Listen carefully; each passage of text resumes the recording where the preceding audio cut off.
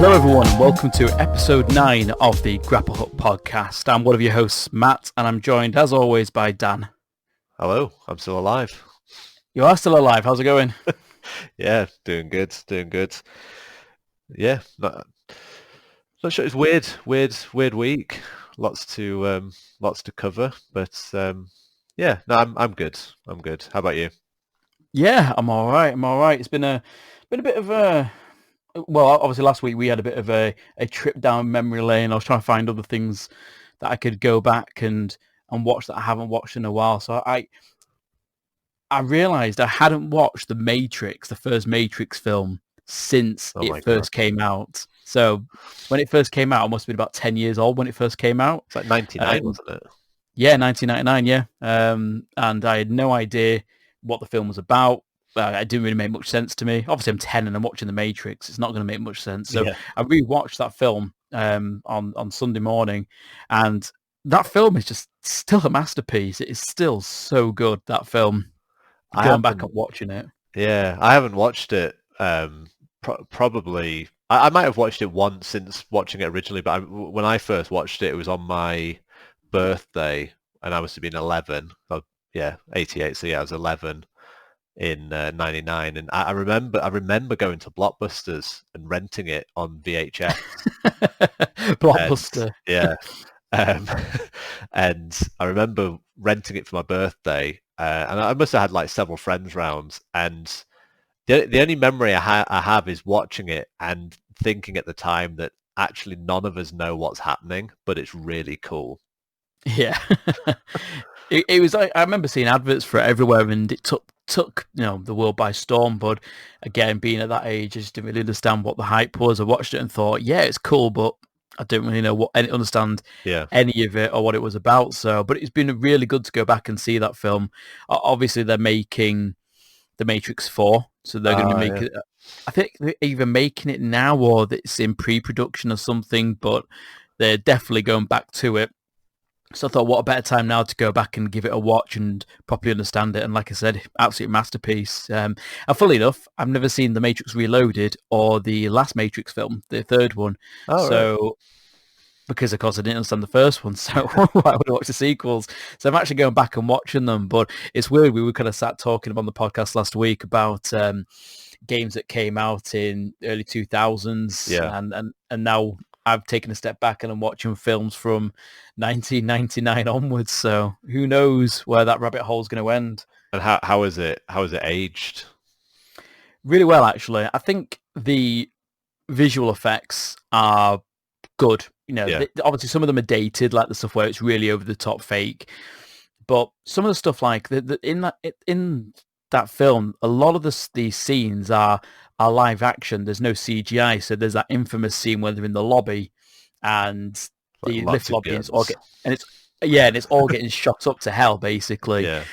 Well, that was all real, not obviously not bullets and stuff, but you know what I mean? There was no CGI involved. It was, clever use of the like mini explosives and stuff inside inside the walls to look like gunshots hitting them, and when they're running up the walls, they're doing flips and things like that. It just still looks fantastic. And then there's these scenes where Morpheus and Neo are hanging from the bottom of a helicopter, and it's being filmed over the top of the city. And some of those scenes are real with stunt doubles there, and then some of them are CGI when they want to really focus on Keanu Reeves' face, basically. So Yeah. yeah, it has some cheesy parts to it, but there's some parts that just look great, and the soundtrack is still awesome. It's still hands down one of the best film soundtracks out there. I remember watching I can't remember. It might have been like a making of or like a documentary on the VFX of the show, and the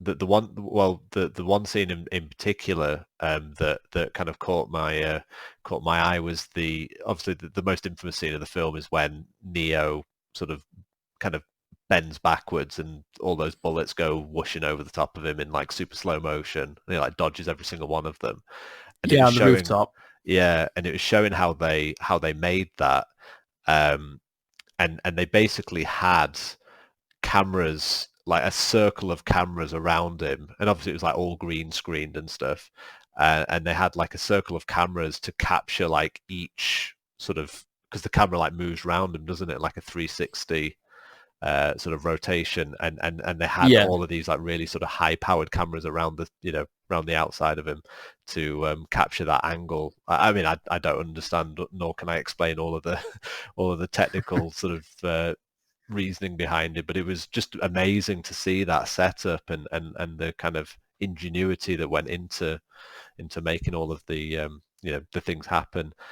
And I think the story that came out of the Matrix that I really sort of really respected was, and I've never looked into it to really confirm sort of exactly what happened, but there was something about Keanu Reeves and the VFX or the special effects team behind the Matrix, and I think he made them all millionaires. I think he gave them all like $1 Oh million yeah. each or something. Yeah, he donated Yeah, like a bit, nearly all of his salary yeah, on the that's film to insane. VFX and to Yeah. the staff. Yeah, And it it's was so great. wholesome, like how he said, like, like, why did you do that? And he was like, well, without those guys, like, the Matrix doesn't happen. And we're like, yeah, God, that's so Yeah. true. Like, yeah, I mean, if there wasn't any VFX artists or anything, on that film, and it was just Keanu Reeves attached to wires, dangling around, it wouldn't be half as impressive. So I mean, I've never heard another sort of actor say that before, or sort of look at film production that way, and it's true. Like really was kind of the smallest piece of that sort of production, but Yeah, I obviously mean, gets the Keanu most Reeves is just a credit. massive. Yeah, I mean, Keanu Reeves is just a massive. He's been well known for his how wholesome he is. Like, there's those scenes where he just kind of gets the subway to movie sets and rides a Yeah, motorbike in the center of town and stuff like that. And he, there's that famous video where whilst he was filming The Matrix, and I think one of the Matrix films, he was getting the subway and he gave up his seat for someone else, like millionaire actor on the subway giving up his seat for someone else. It was yeah. just like. It's why the internet loves Keanu. It's why everyone loves him, because he's just a normal dude, just making films. I So think he embodies that whole thing, like one of us, one of us. He feels like he is just one of us. Like, he's not one of these, I don't know, like a Kardashian or something, where they just sort of give the appearance of being better than everyone around them. Whereas, someone like Keanu yeah, Reeves just, it's just a regular dude. Like, you could meet him in the shopping supermarket and he'd just be a regular guy. Like, there wouldn't be any fuss around him. So yeah, that's yeah, cool. exactly. So yeah, definitely. So no, that was a nice trip back to the late 1990s. So hopefully I'm going to get through the other two films very, very soon. But great, it's really good to go back. So I've really wanted to go back and play the Matrix game on the PS2. Enter the Yeah, Matrix. yeah, Enter the Matrix. It had it's kind of like an alternate story, wasn't it? It was like a sort of in the same world, told at the same time, but you play as a different character. Like, you don't play as Neo or Trinity. I remember it being like an Asian guy or something that you play as.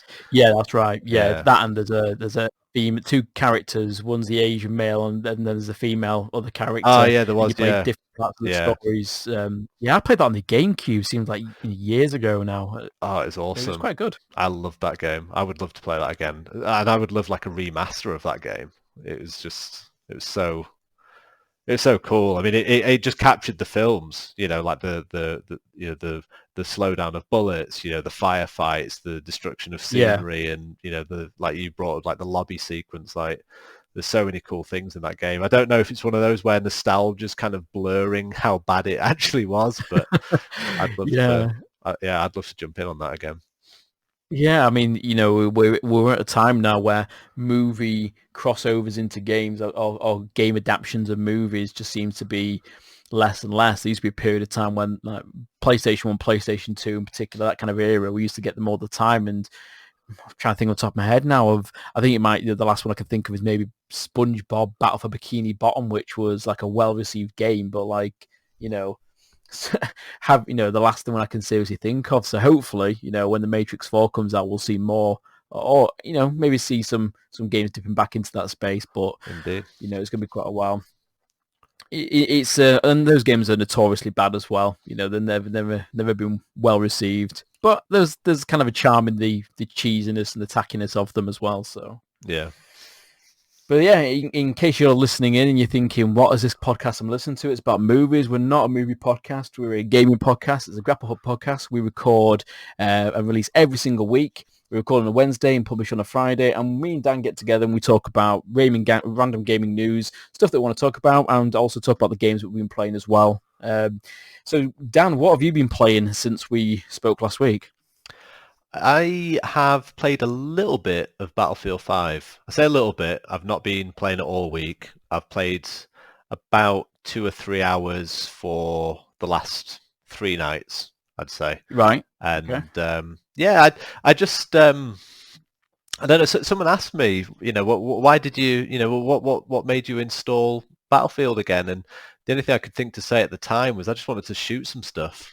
There wasn't really any rationale or reasoning behind it. I wanted to shoot some stuff. I originally loaded up Hell Let Loose on the PC, which I don't think we've really talked about that, but No.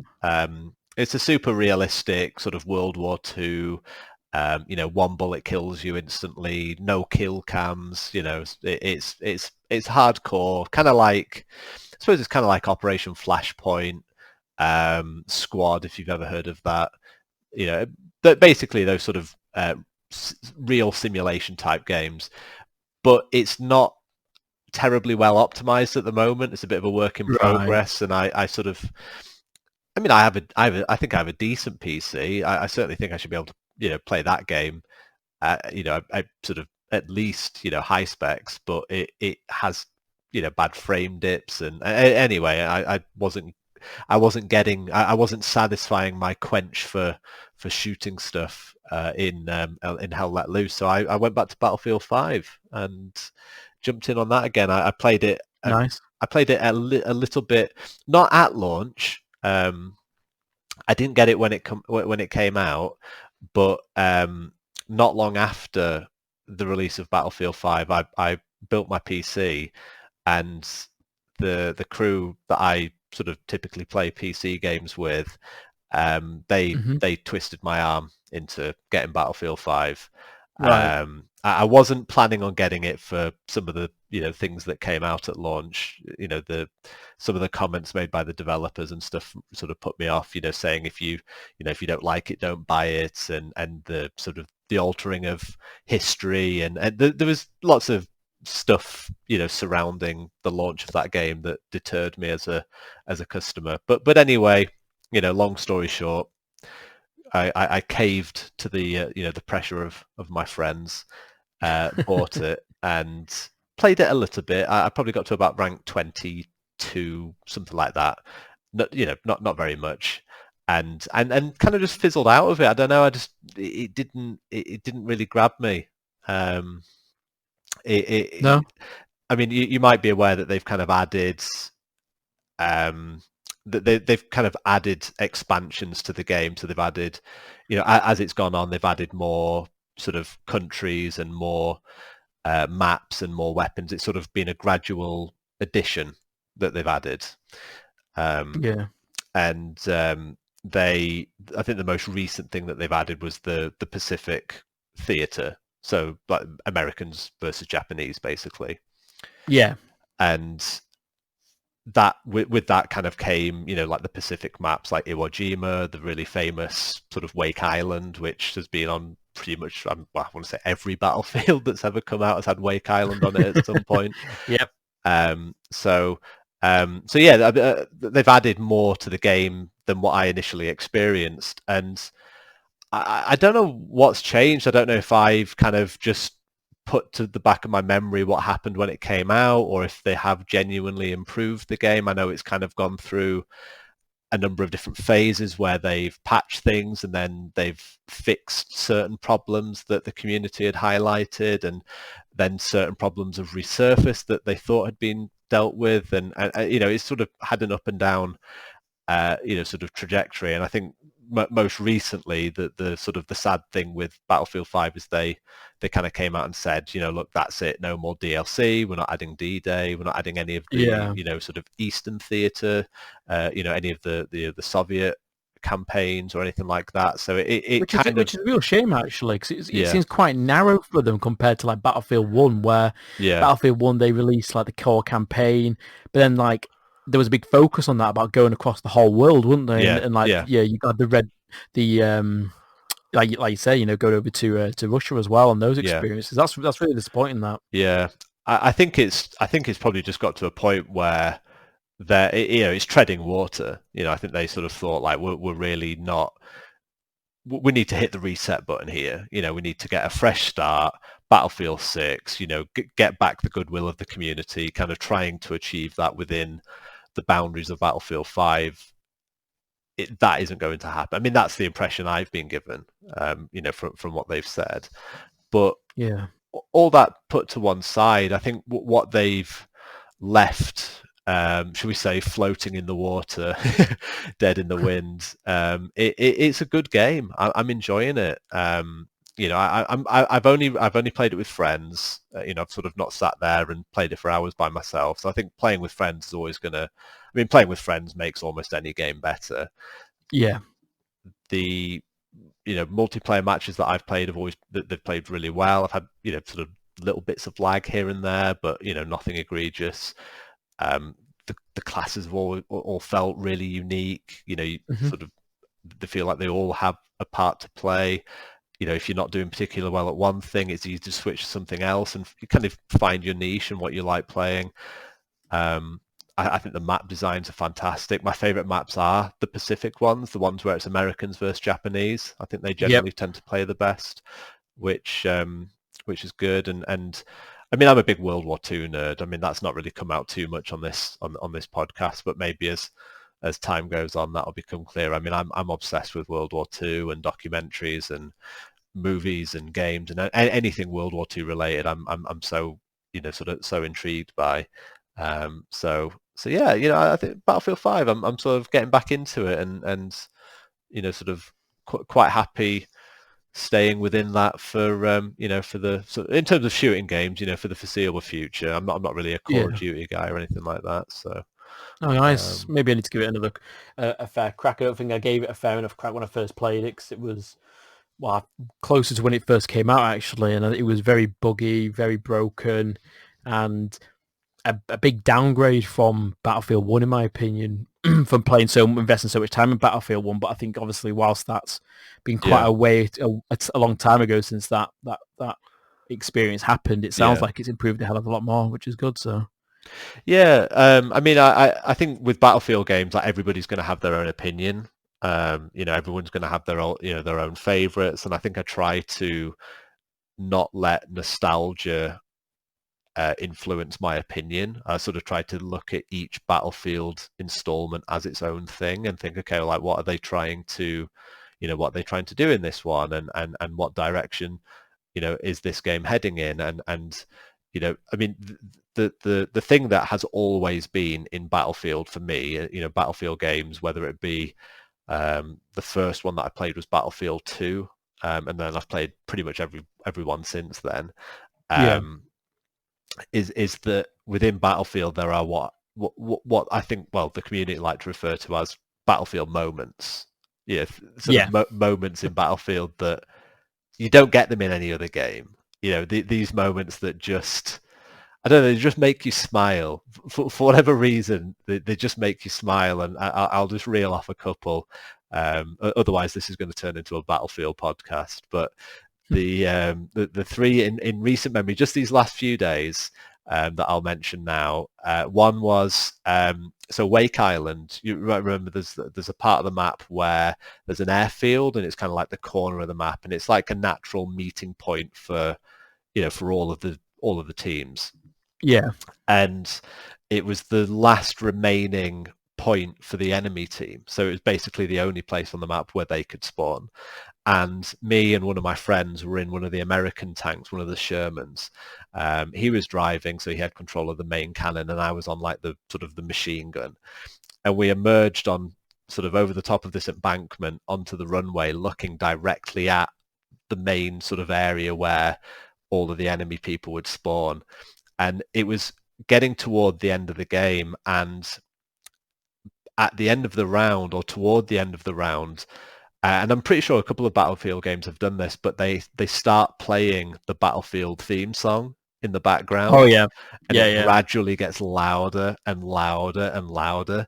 So it's got that really epic Battlefield theme song that I'm not going to try and sing on podcast.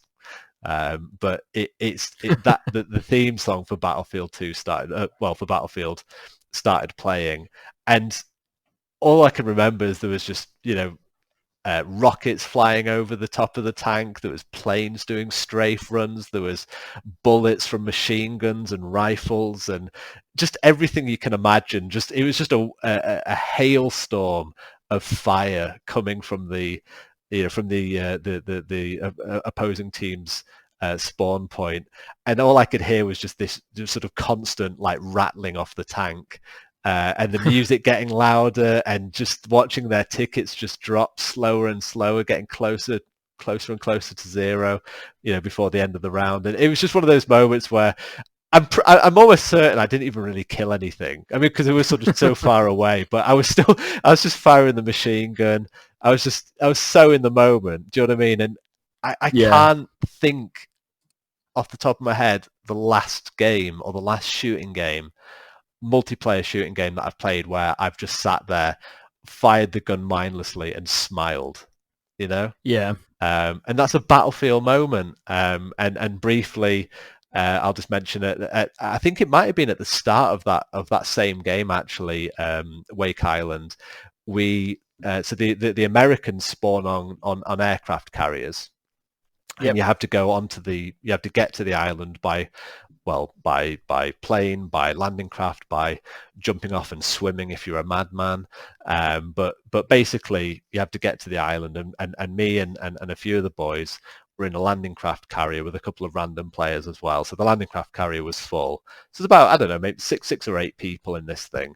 And we're going going across the ocean toward the island, and the opposing team, the Japanese planes, I think the Mitsubishi Zero planes, were just strafe running the water as we were going toward the island, and you can hear like the water coming over the side of the landing craft, and these sort of these bullets getting louder and louder and louder as they get toward the side of the boat, and you hear like the bullets ricocheting off the side of it, and you can see like people like typing in the chat like, this landing craft's a bit intense.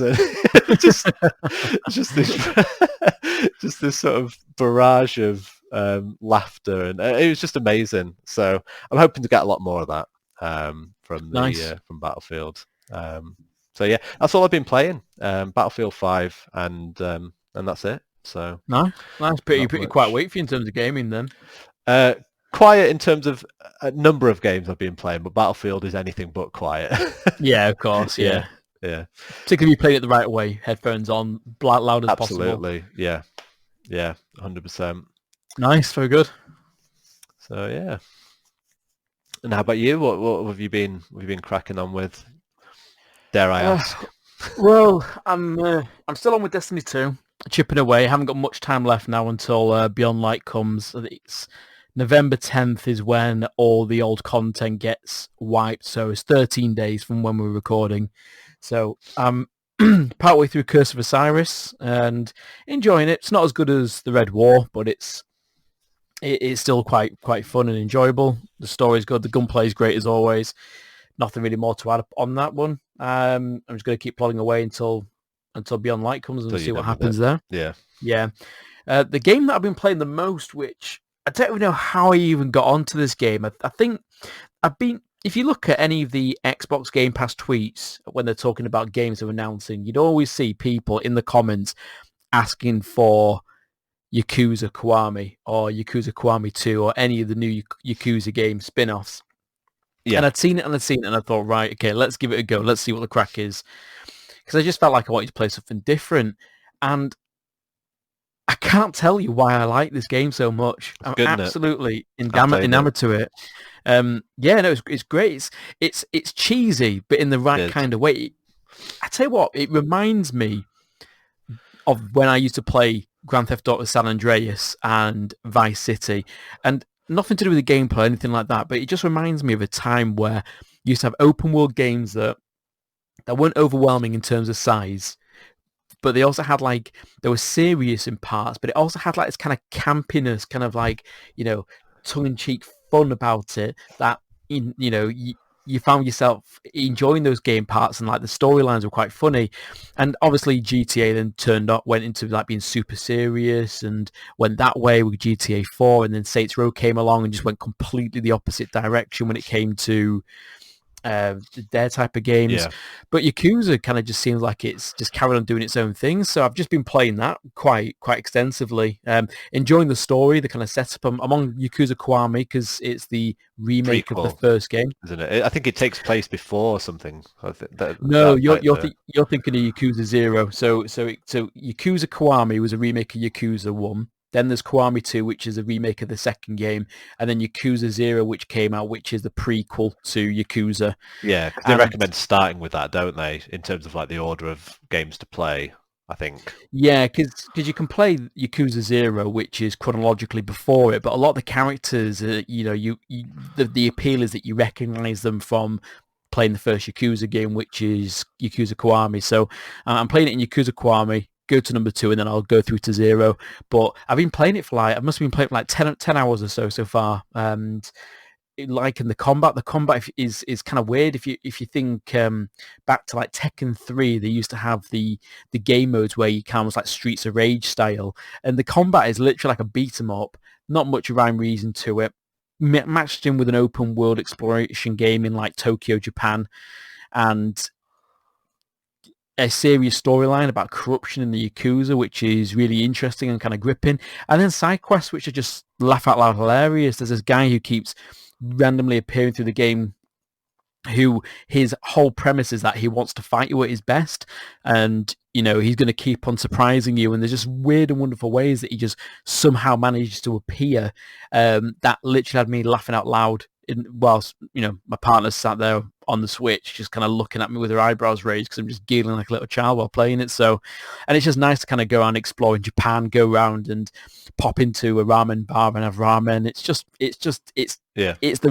the right level of silliness that I'm really enjoying it. And again, I'm a sucker for anything Japanese culture related. So that's a good one. Have you experienced the karaoke? No. So I've seen like there's the karaoke, there's the lady bars and stuff like that you can go to, and all sorts of things. Which I like how you took a natural pause there to think about what's the best way I can word this. What is the least offensive way I can put this? Yeah, exactly. Lady bar. Lady bar. Well, yeah, basically, titty bars. This is I was about to say it's a family-friendly podcast, but then you just called it a titty There goes bar. the explicit tag that's going to appear on the RSS feed for this episode. But no, I've not. I've seen them pop up, but I haven't explored them yet. Have you? I'm guessing you've played this game quite extensively before. I wouldn't say extensively, but I've played a good bit of Yakuza 0 on the PlayStation. I want to say Yakuza Kiwami, but then I don't have any of the other ones. Right. Okay. But I think what I sort of read was Yakuza 0 in terms of like chronological like story is like that's like the very beginning. Yeah. And then Kiwami 2 are like the next two, sort of 1 and 2, or like remakes of Yakuza 1 and Yakuza 2, and then you've got 3, 4, and 5 after that. I think there's some more, isn't there? How many is there? Like Yakuza? I'm not sure. I think there's Yakuza 6, which came out I want to say like 3 or 4 years ago, wasn't it? Yakuza. Yeah, 6. and there's the new one that's coming out, which is the turn-based strategy, which is coming out later this year. So yeah. I mean, I played. I played a bit. I've sort of played it enough to kind of get the gist of what it's about. And I mean, the thing that really attracted me to Yakuza 0 was just the theme of 80s Tokyo, or like 80s Japan.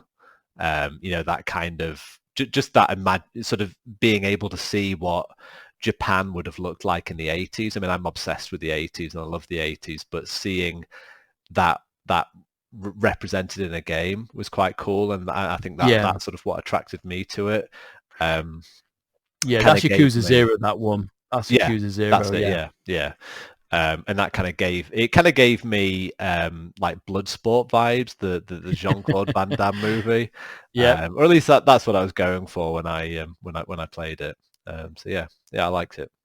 Yeah, no, they're quite funny, quite good. So I'm plowing through that one. I think I've been playing it for 10 hours, and I popped up the completion tab, and it told me I was like 4% complete. So God knows how long it's going to take me to get through it, but we'll see. But yeah, highly recommended. If you like just a bit of a bit of silly fun that you don't have to take it seriously. You can just jump in and jump out, and Yeah, then I was just to oh yeah. interject as well for a second. I read I can't remember what I was looking at, but I remember reading a comment by someone that's like played all the Yakuza games, and Right. someone had sort of put I think it might have been on Reddit. They were sort of saying like, "Is this a glitch? Like I've played the game for like 70 hours and I'm 25% of the way through," and someone's like, "No, that's not a glitch."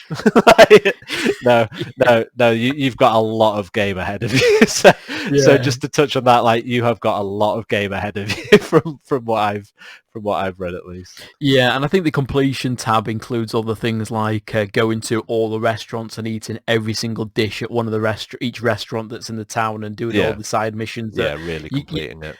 yeah, and the side missions don't, there's not a place you go to side missions. They just randomly appear. So it's kind of like, in certain spaces. So you just got to hope that you run on the street and the side mission pops up. And again, they're just, I think the side quests are just the craziness of the next level of craziness and funniness in the whole game. It's great. Yeah. So yeah, that's the game that I've been playing on the sofa when I'm downstairs.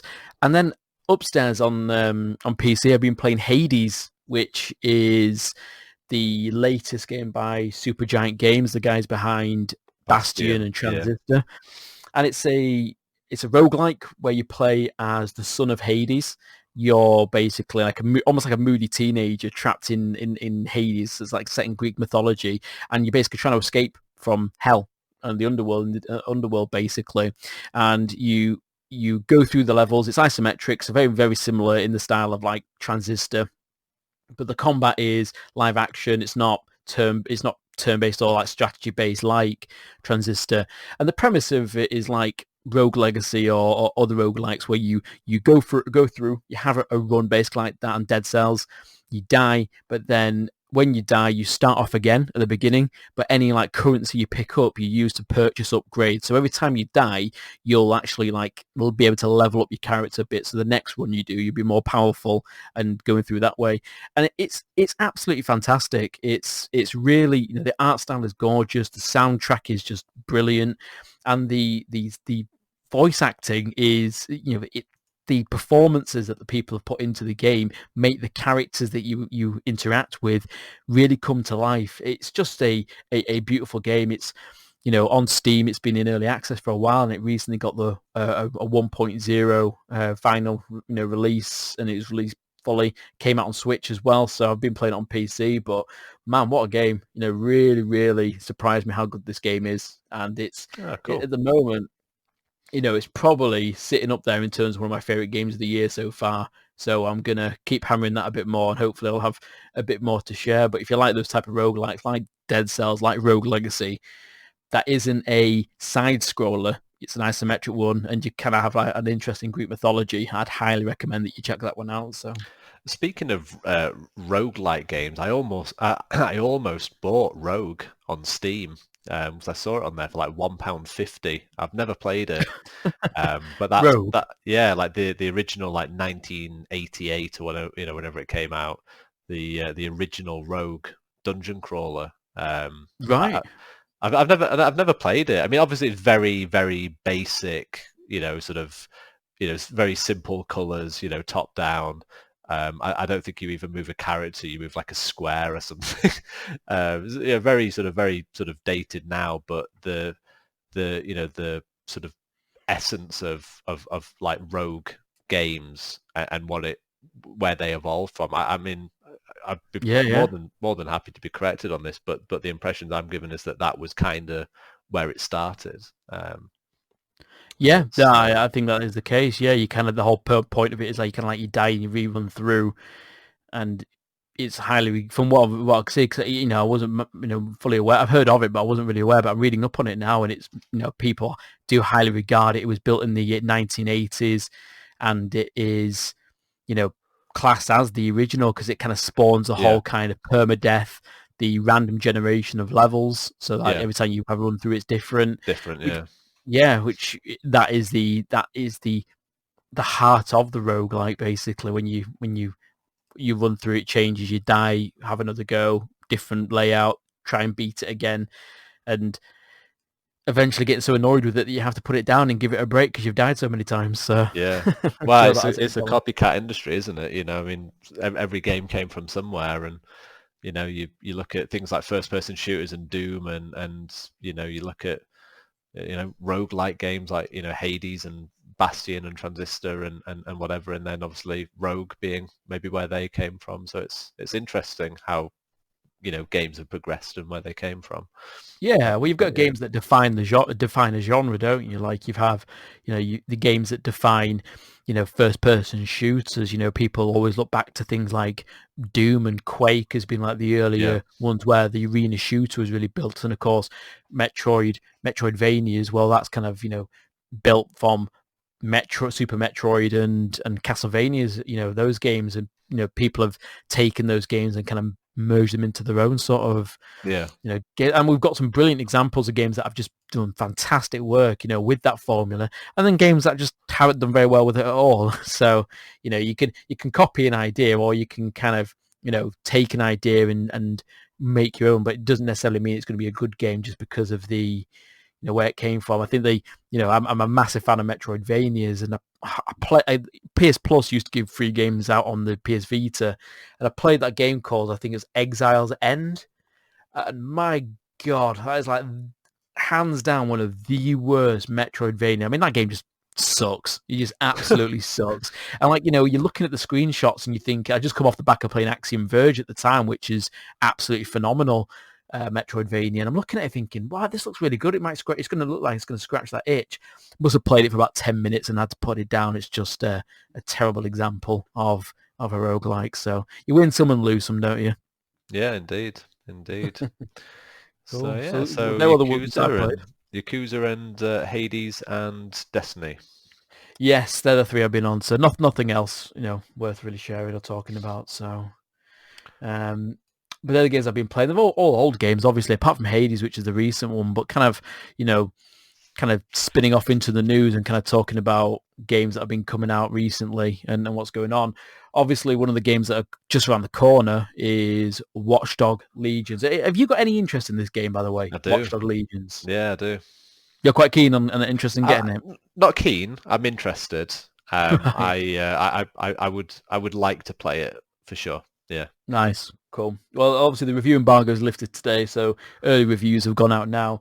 But the game's going to be coming out very shortly. But I don't know if you saw this, but one of the still things that I have seen on the news is that there's a game-breaking bug in the Yeah. campaign, Yeah. particularly on the Xbox One, which Well, only on the Xbox One.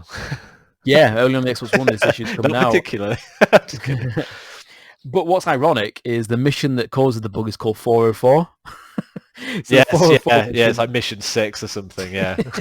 actually breaks the game. Yeah. And obviously bugs in new games that come out isn't anything new. But what the biggest issue with this bug that's come out is the fact that it's causing the Xbox One X to overheat, and it forces the console to shut down as a result. So there's almost like an element of risk in playing this game on the console. It could actually do some damage to the Ah, console. right. I mean, when I sort of heard about this, and I sort of briefly sort of read over it, the impression I got is that it didn't actually overheat, but it kind of gave the Xbox the impression that it would, and it Oh, closed right, down. okay. But I mean, I'm not by any means saying that is the case if what you've read is more accurate, um, but I mean, whether it does or it doesn't is It's irrelevant. not Like, good. it's if it's shutting down the console, it's not good. I mean, I know that certain media outlets have kind of held back their reviews until they actually have chance to experience the game beyond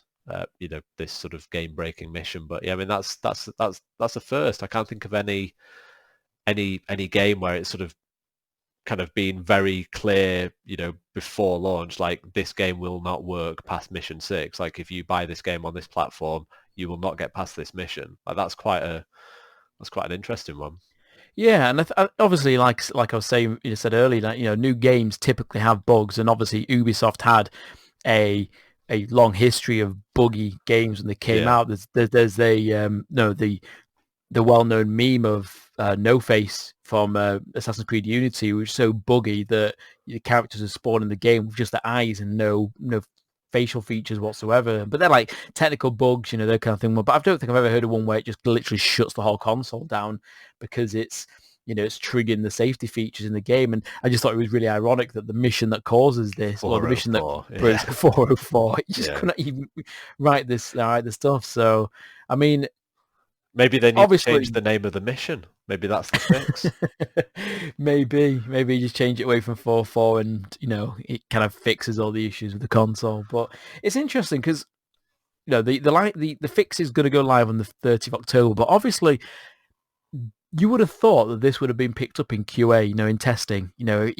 How can it be that a major console that comes out, this is a campaign mission, so it is something that is baked into the structure of the game, Yeah, which it's not is, like a like I say, random spontaneous event. It's something that you actually have to physically do to progress the story. yeah. Like you can't get How's this around been it. missed? How could you possibly miss this in testing? And the the only thing that kind of springs to mind really is that it hasn't been thoroughly tested. And we've seen games before where they have dropped the testing in-house and tried to pass it over to the consumer as a, look, we're giving you access to the beta as a pre-order bonus so you can then play the game early and at the same time test it for us. But that's not as reliable as getting people in a room testing certain things over and over and over again to kind of break the game and things like that. So, Well, I suppose the but other thing, with this is that a lot of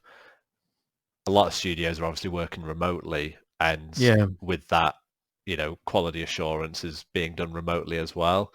It's by no means an excuse, but I think that might explain certain oversights that occur in development, why Mission 6, for whatever reason, hasn't been, picked up on. I don't know, but I wouldn't sort of, I guess I wouldn't jump at the gun and assume that the problem lays within, the QA testers. I think no, my no, no. understanding is they test what they're given and, work, work hard and diligently on that. But yeah, I mean, there's no question something somewhere along the pipeline has gone wrong here. And Yeah, why it's only Xbox One X is weird as well. I mean, it sort of implies that if you play it on a regular Xbox One, it's fine. If you play it on an Xbox One S, it's fine. It's just the Xbox One X that for some reason doesn't like this particular mission.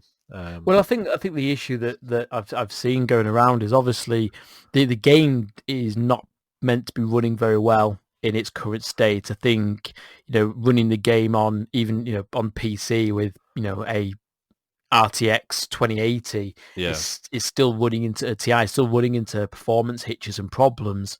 So obviously, the Xbox One X typically aims to push games at high resolution, make things than the standard S model or even the standard Xbox One.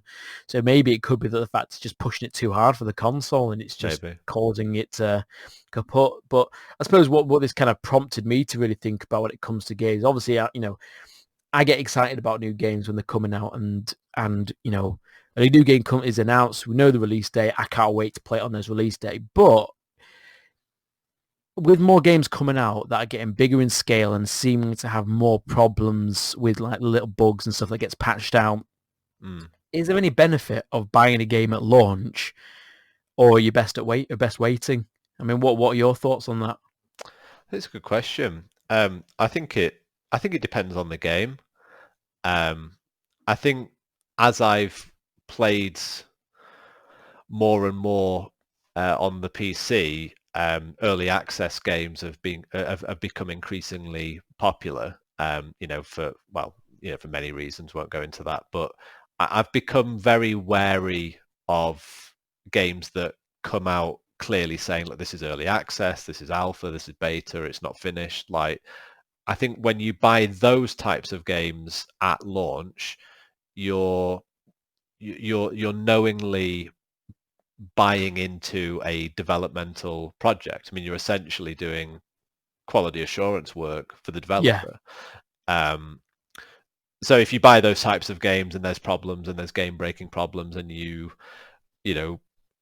become annoyed by that, well, it's your own fault. Like, you should have taken that into consideration. And I think a lot of people don't.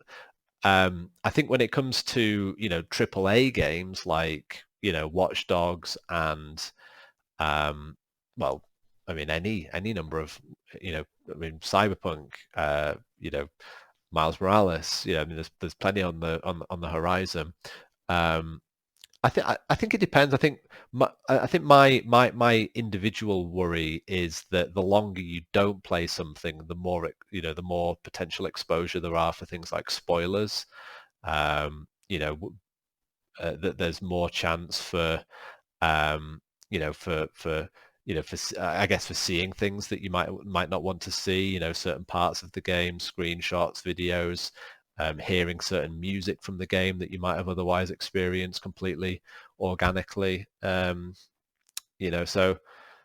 I don't know. I think, I mean, I still think that if you want to play a game and you want to play it as soon as possible, then the only option is to buy it when it comes out. But if you're indifferent, if it's something that you're interested in, and at some point you want to play it, but you're not bursting at the seams to play it, and you're quite happy to wait, then I would say that there isn't any benefit to buying something when it comes out. Just buy it and get it further down the line. I think the example I'd give you is there's certain movies that come out in the cinema where it's like, I have to see it on the big screen.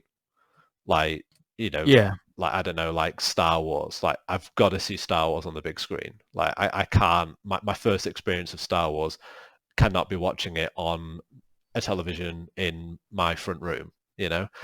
But, there's other films that come out, I don't know, like Bill and Ted, for example, Bill and Ted 3.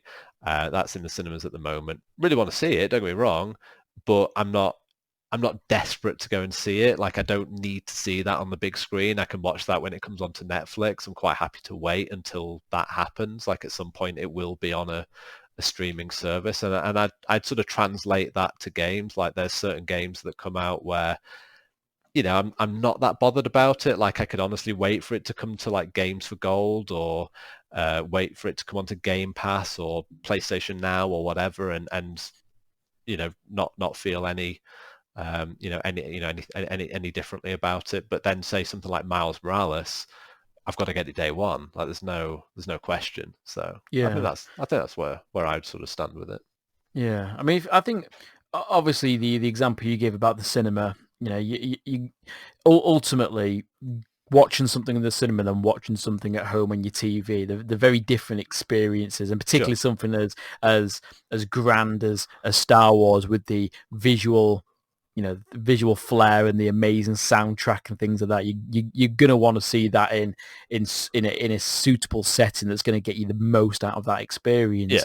With games, I think one of the things that the games does, the gaming market does really well, is it generates hype. It builds hype in a way that probably isn't seen in any other medium that I can think of. Obviously, you can get excited for films and trailers, but with games, you see adverts everywhere. You see trailers, you see previews, and then you kind of see reviews coming out before you can get your hands on it. So, you when that game, if it's something that you're really interested in, and that game finally comes out, you're like, oh, I've been waiting ages for this. And particularly when games are announced way in advance as well.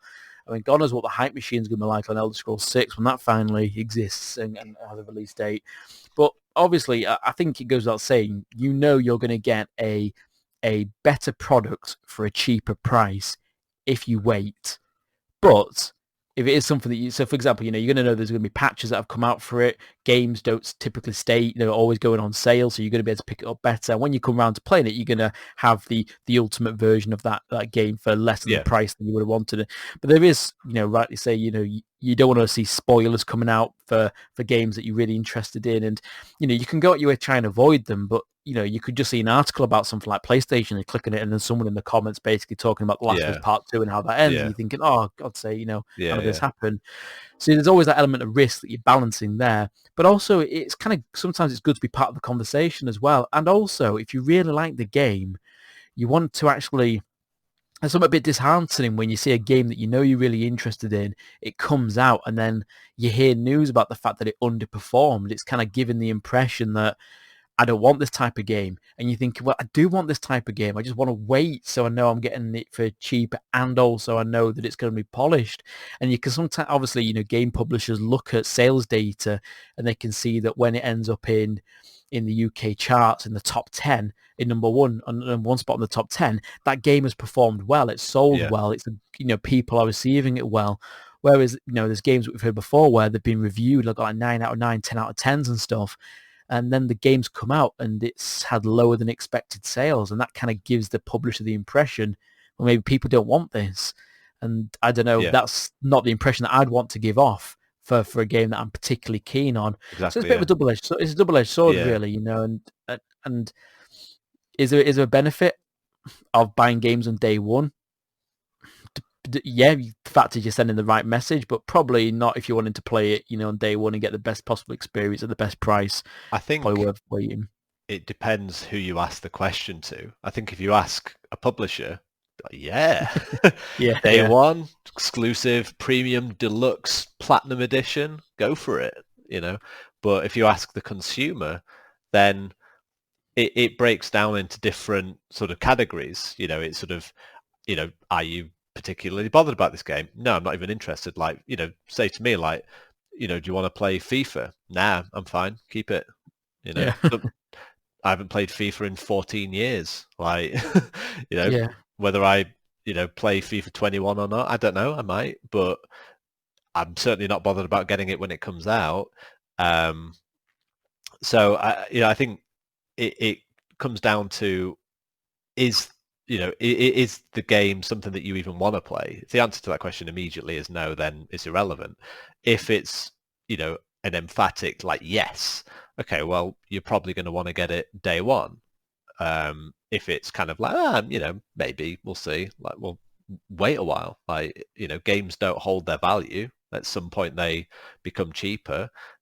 We have sales throughout the year where games uh, you know have reductions in price. So yeah, I think there's different categories of breaking it down. I mean, keeping it simply, to your point, like, is there a benefit of owning something at launch? Well, if you're sort of thinking of that in its simplest form, it's either a yes or a no, isn't it? Do you know what I mean? It's either yes, I want to play it, or no, I'm not bothered. And there's the there's the unknown in terms of like whether or not the game will work or not. Yeah, Is there going to be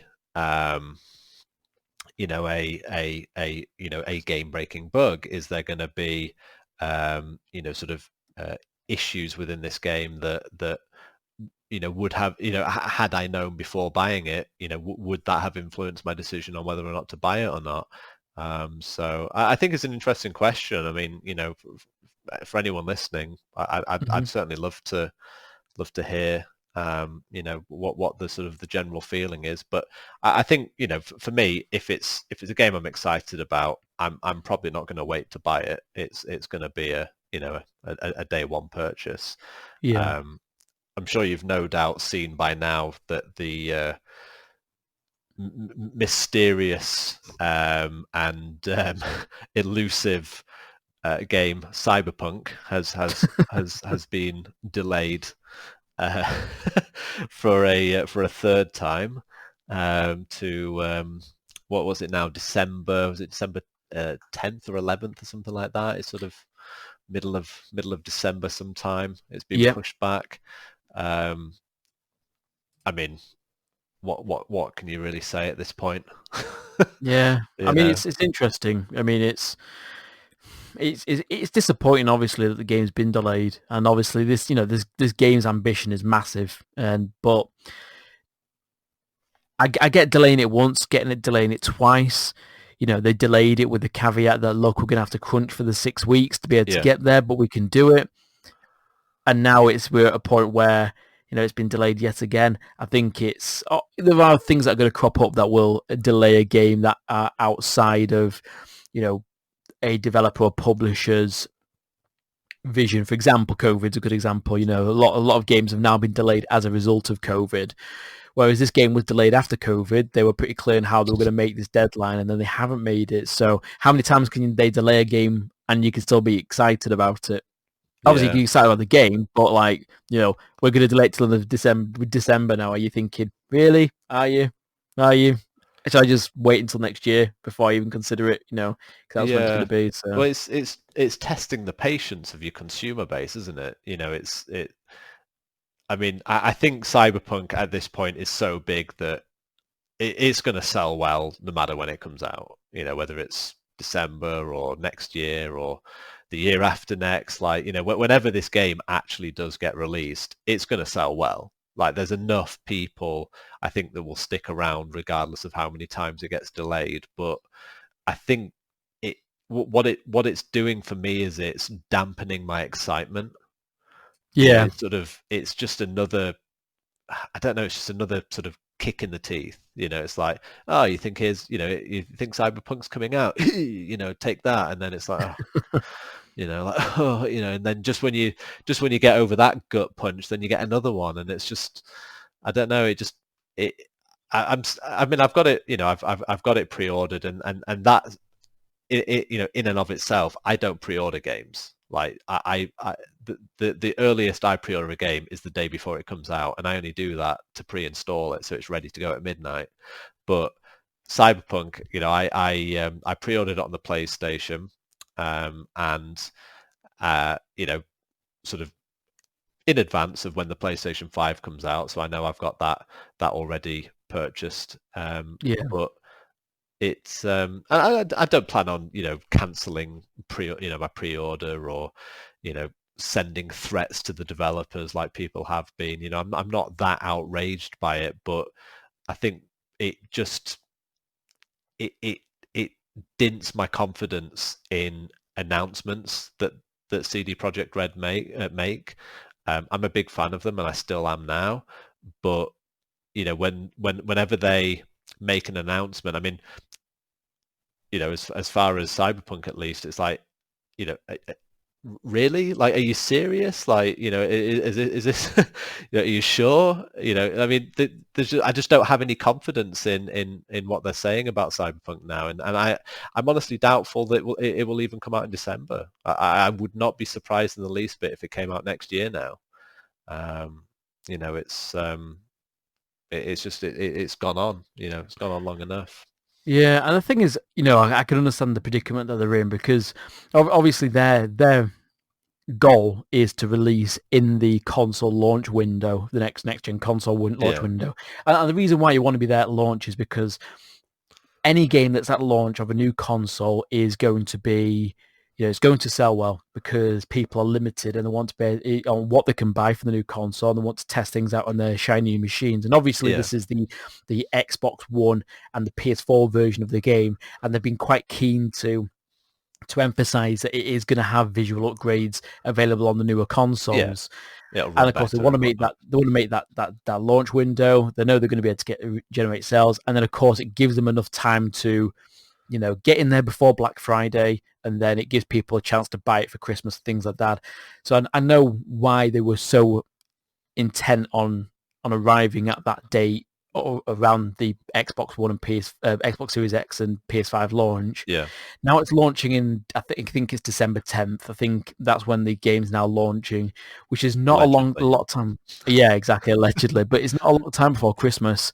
And games typically don't release around this window. I mean, the last big game that I could think of that launched in this window is probably South Park Stick of Truth that came out I think it's like 14th of December or something like that, which was really weird. But obviously that there were no other games that came out, and I don't think it sold particularly well at that point. I kind of think that this game would be better off being pushed until February, and I say that because February is a time where games obviously they've missed the launch window, so kind of, why aim for as close as possible to the launch window now? Move it to next year.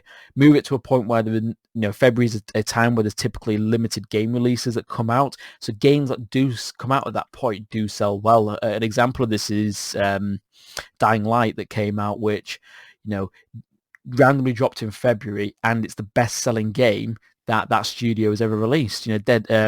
Deep Silver made an absolute fortune on the back of that publishing at that time, and it worked really well for them. So, give yourself a bit more, space, give yourself an opportunity there. The thing is, of course, this game is gold, so the game is now content complete, start to finish, and it's gone for certification. So they're just polishing it up and making it look better. And CD Projekt Red have got a history of making, games at launch run well, perform well, but delay after delay after delay, it's just kind of impacting the image of the studio. And why not release it at a time where it's going to give you that time to polish it up and make it, what you want it to be, whilst also having a positive impact on your sales? Because by February, I mean, you see what I think. Like, I think now if they push it back to February, there will be pandemonium. Like, people, if they delay it like another 3 months again, like, well, that's it. I think they've announced the delay now, haven't they? That's going to be really, really poorly received. I mean, you think the backlash to this? You think the backlash to this has been bad? Try pushing it again. I mean, I sort of articulated this a little bit on Twitter, and my feeling is, I would have been initially more annoyed if they'd have just said, right, we're not releasing it in 2020. We're going to release it March 2021. So instead of it coming out in April 2020, which was the initial release, if they said then, okay, look, we're not going to make that window. There's far more left to do than we'd anticipated at this point. We're not going to meet the April release window. We've made the difficult decision to extend development and delay the release date until March 2021.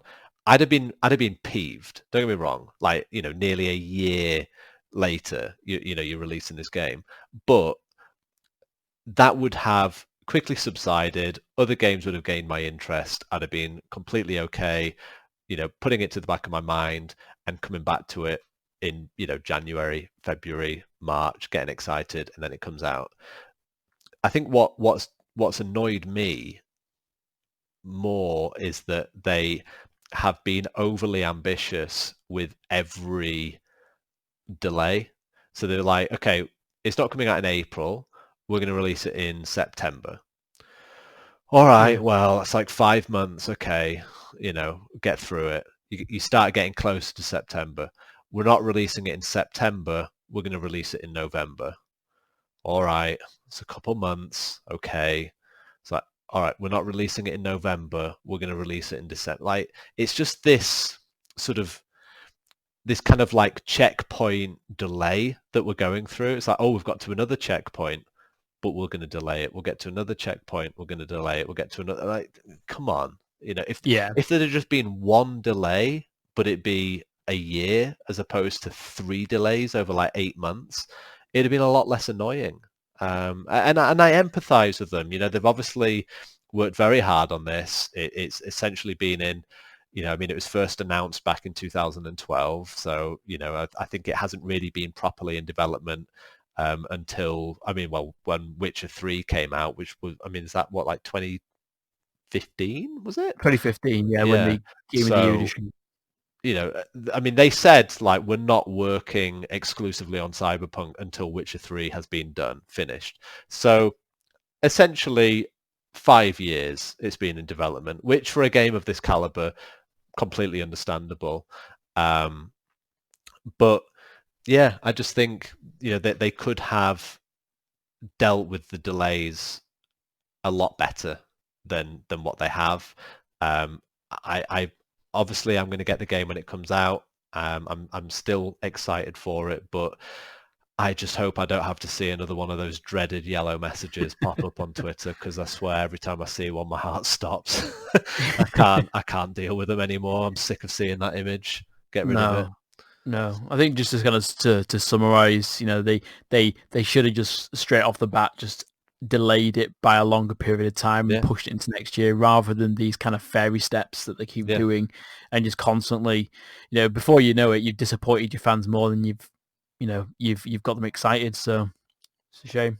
yeah. Shame. So yeah, well, obviously that's coming out hopefully December, and there's going to be the PS4 and Xbox One versions, and then the next gen versions are being released some point next year. So we'll see what happens with them. I think And at the very obviously, least, free upgrades.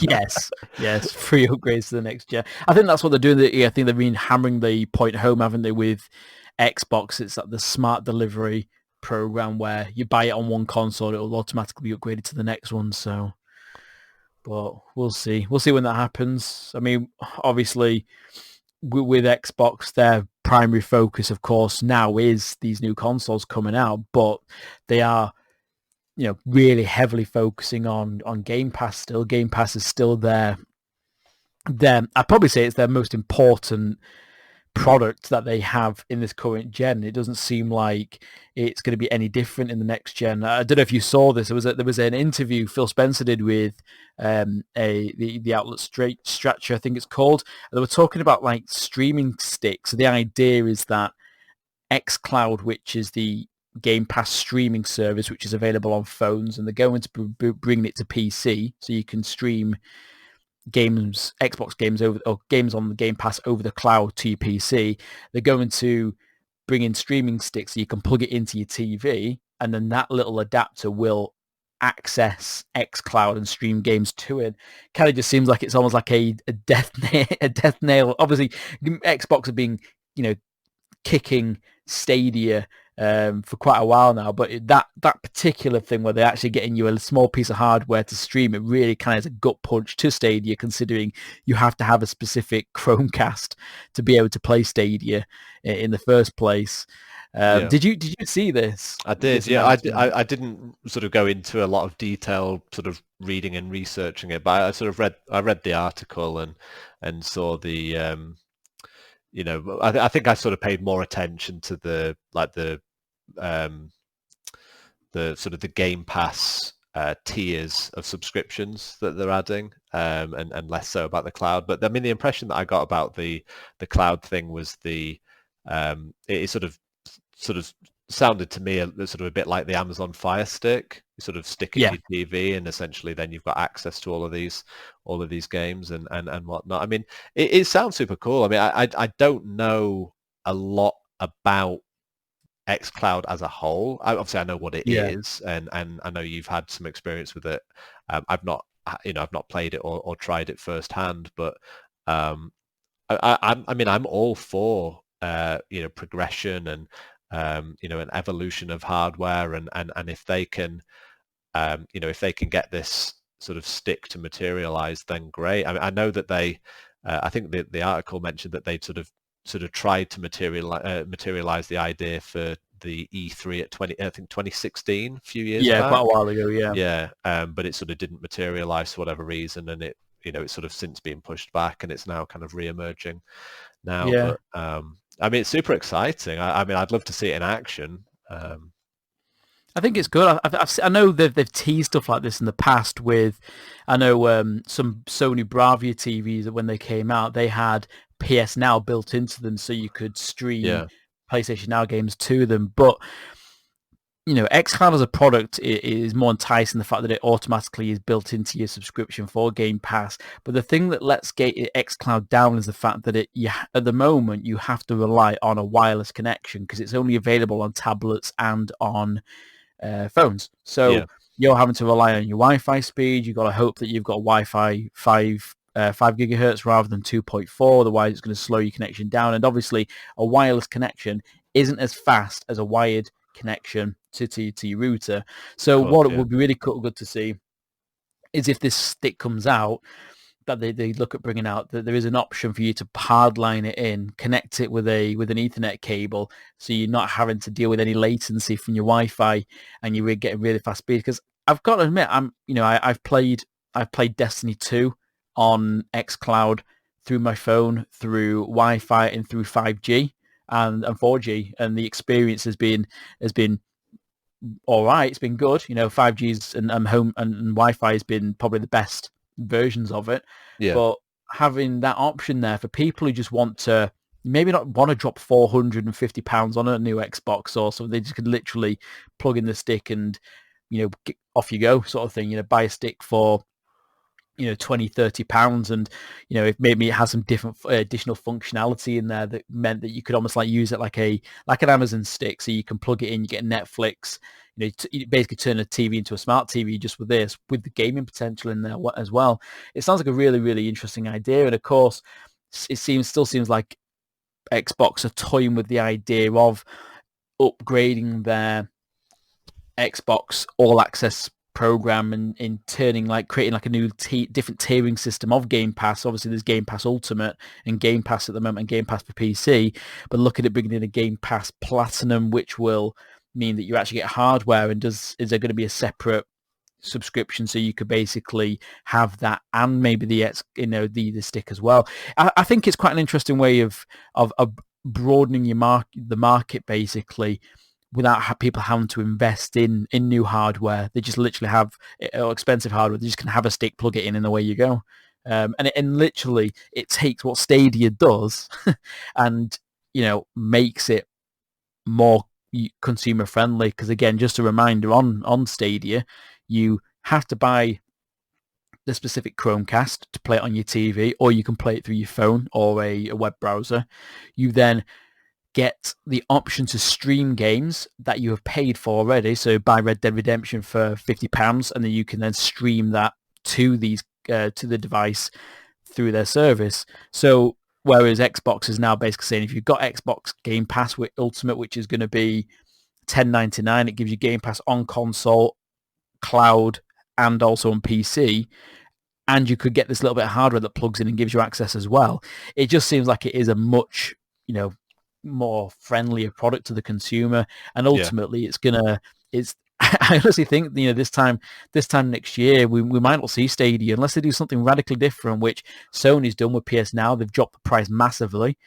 We're not going to see Stadia for much longer, although if it's Google, they've got more money to burn, and they've got so much money to burn, they might just keep it out there as long as they can. But Microsoft's going to eat Stadia for breakfast, I think, when it comes to the streaming game going forward. Well, I think you're a lot more informed than I am on the sort of the kind of the cloud streaming services. I mean, I'm still very, very much a conventional gamer. I've got a PC hardwired to a modem, to play games on the PC, and I've got a PlayStation 4 and soon a PlayStation 5 hardwired to the router, and I play that on a big television. I've not really dived into the future of sort of handheld portable gaming. About the most advanced I got is when I set up the remote play through the Vita for the PS4. Yeah. But yeah, so I'm not really that informed on sort of Stadia and what they offer versus the xCloud and what that offers. I wouldn't want to sort of make any sort of or I wouldn't want to form any opinions just yet. But I think that with Stadia in general, I mean, I'm not its target sort of market, but the impressions that I've been given by Stadia and what that sort of device offers, it's never even really remotely garnered any interest from me. Yeah. With xCloud, if I had a decent phone and I had one of the the sort of like Razer Kishi like devices, and I had Game Pass, that I would almost certainly be diving into the xCloud stuff, just because it seems simple, and and it seems to offer good value for money. But Stadia, I don't know, it's just never it's just never seemed very consumer friendly to me. It No. seems like they've made, sort of a lot of bad decisions, and I won't digress for a second, but to kind of further emphasize that point, one of the creative directors from the Montreal sort of studio of Stadia came out recently and made comments about how streamers should have to pay a licensing fee to be able to play Yeah. and broadcast games, and just how, I mean, Google very quickly,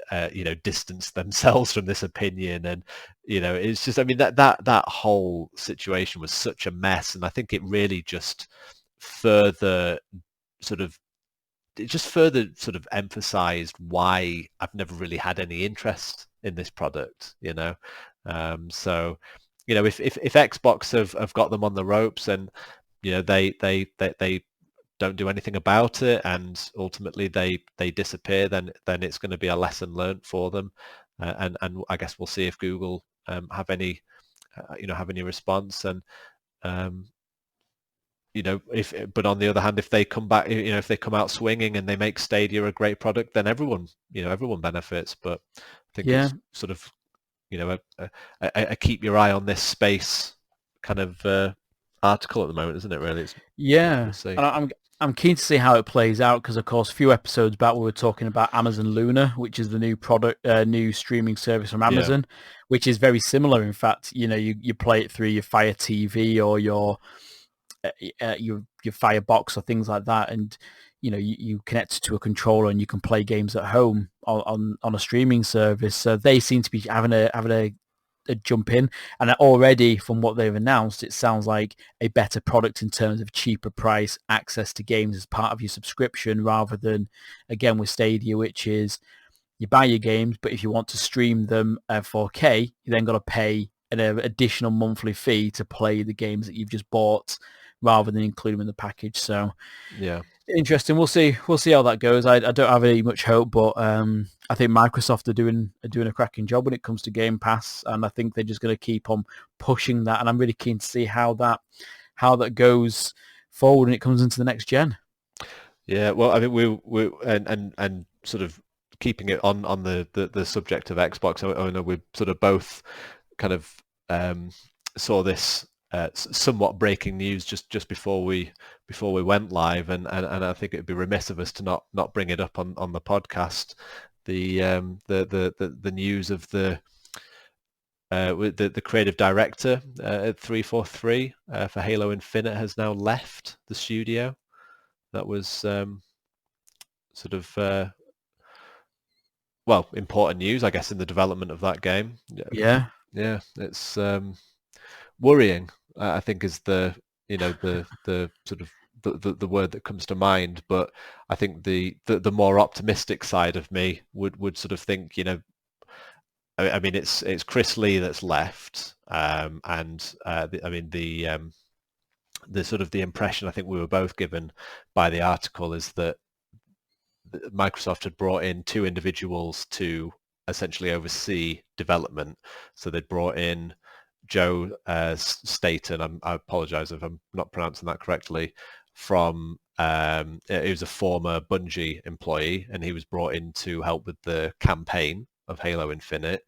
And they've brought in Pierre Hintz, again, apologies for pronunciation, and he was brought in to improve the game's multiplayer. And I think the impression, at least that I was given, was that Chris Lee had essentially been sidelined by these additions to the team. And I don't know if I'm sort of interpreting it in the correct way, but my impression is that essentially that didn't leave him out of a job, but essentially left him in a position where he wasn't really able to contribute, and that's ultimately driven this decision to step away from the project. But it's not good. It doesn't leave a good impression, does it, on No. the condition of that game? I mean, my hope would be, and I certainly don't have anything against Chris Lee, but my hope would be if Chris Lee is the source of this game's problems and he's now gone, and these two individuals have come in, maybe now this game can be salvaged and it can live up to all of the expectations that we have for it. But at this stage in the development, and it's already been delayed, Well, it's into next year now, isn't it? So Yeah. um, yeah, it's not good. I mean, it's the flagship franchise of Xbox. I mean, Master Chief is the face of Xbox. I don't think there's any debate there. Um, what do you think? What are your sort of feelings on that news? I mean, it just seems like this game's just stuck in development hell. I think it's, the game came out. Well, we saw the gameplay footage of Halo Infinite around when E3 was on, when it was due to be on this year. And obviously, they actually delayed the game because of the feedback from it, which is the fact that it looked bland, and the graphics were poor. And this kind of, almost contradicts the marketing which Series X is going for, which is that it is going to be the most powerful console coming into the next gen. That's kind of what they're really pushing, that look, we've got so many more teraflops than PlayStation, therefore it's going to have be a better thing. And then when you see the flagship title come out and it looks like that did, it undermines their message really. And it, obviously, there's quite an interesting video when you look at where on Digital Foundry and they talk about what teraflops mean, and actually they don't mean, it doesn't matter really that massively between the consoles, but it's not a good look for them. And they then brought these people in, and then they've had to kind of push things back, and people are dropping out. I mean, Halo 3 and Halo 4 launched, their development times were spot on. It was really smooth sailing for the development teams.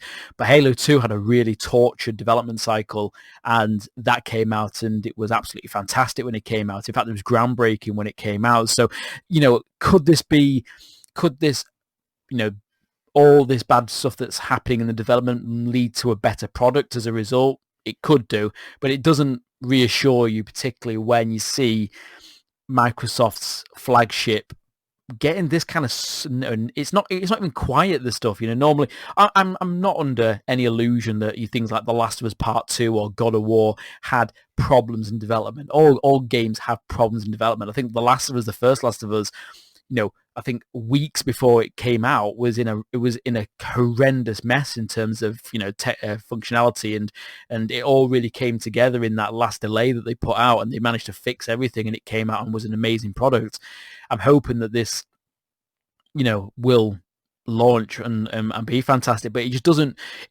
Those games, when they have torture developments, you just don't hear about them or until after the event when they reflect on them. I'm not sure why this game is just constantly tripping over itself and declaring to the world, look, we're having all these problems making the game. Look, we're having to actually get old people who worked on the old games to come in and fix this mess. It just doesn't seem like a very good message that they're going away with, and it seems like a panic decision, doesn't it? Like they're kind of panicking and they're sort of bringing in, the sort of the the example I have in my head, or the example that just sort of came to me as I started this was, when you see like a sports team struggling, and they've got all the young players and they're making mistakes, and they're not sort of taking the team in the direction that they want to, and then the ownership of the team goes and brings back players that used to play for the team, sort of 10, 15 years ago or whatever, and they come back and they're kind of shadows of them former selves, and they create a little bit of excitement, but it doesn't really lead anywhere, so it's kind of, I mean, obviously it's not a directly comparable situation, but is this, like you say, is this the saving grace for the game, and these now, former employees can come in and save the day, or is it a panic move and the ship's already sunk? It's kind of sort of, it's one or the other, isn't it? Yeah, and the thing is, 343 came in after Halo Reach and took on the reins of Xbox's most precious IP, and there was a lot of expectations of them, and obviously a lot of pressure, I could imagine, that comes along with that. And they came along and they released Halo 4, and Halo 4 came out, and it was controversial to say the least. I think there were changes to the multiplayer, as they would do. They kind of did their own things with the campaign, but in my opinion, I thought the campaign was really enjoyable. I thought the campaign was probably one of the better campaigns in the Halo series. And it just seems like everything they've done since then, it's just kind of slowly eroding, their people's faith in the studio. And it's a real shame because they started on such a high note after their expectations were so high for them.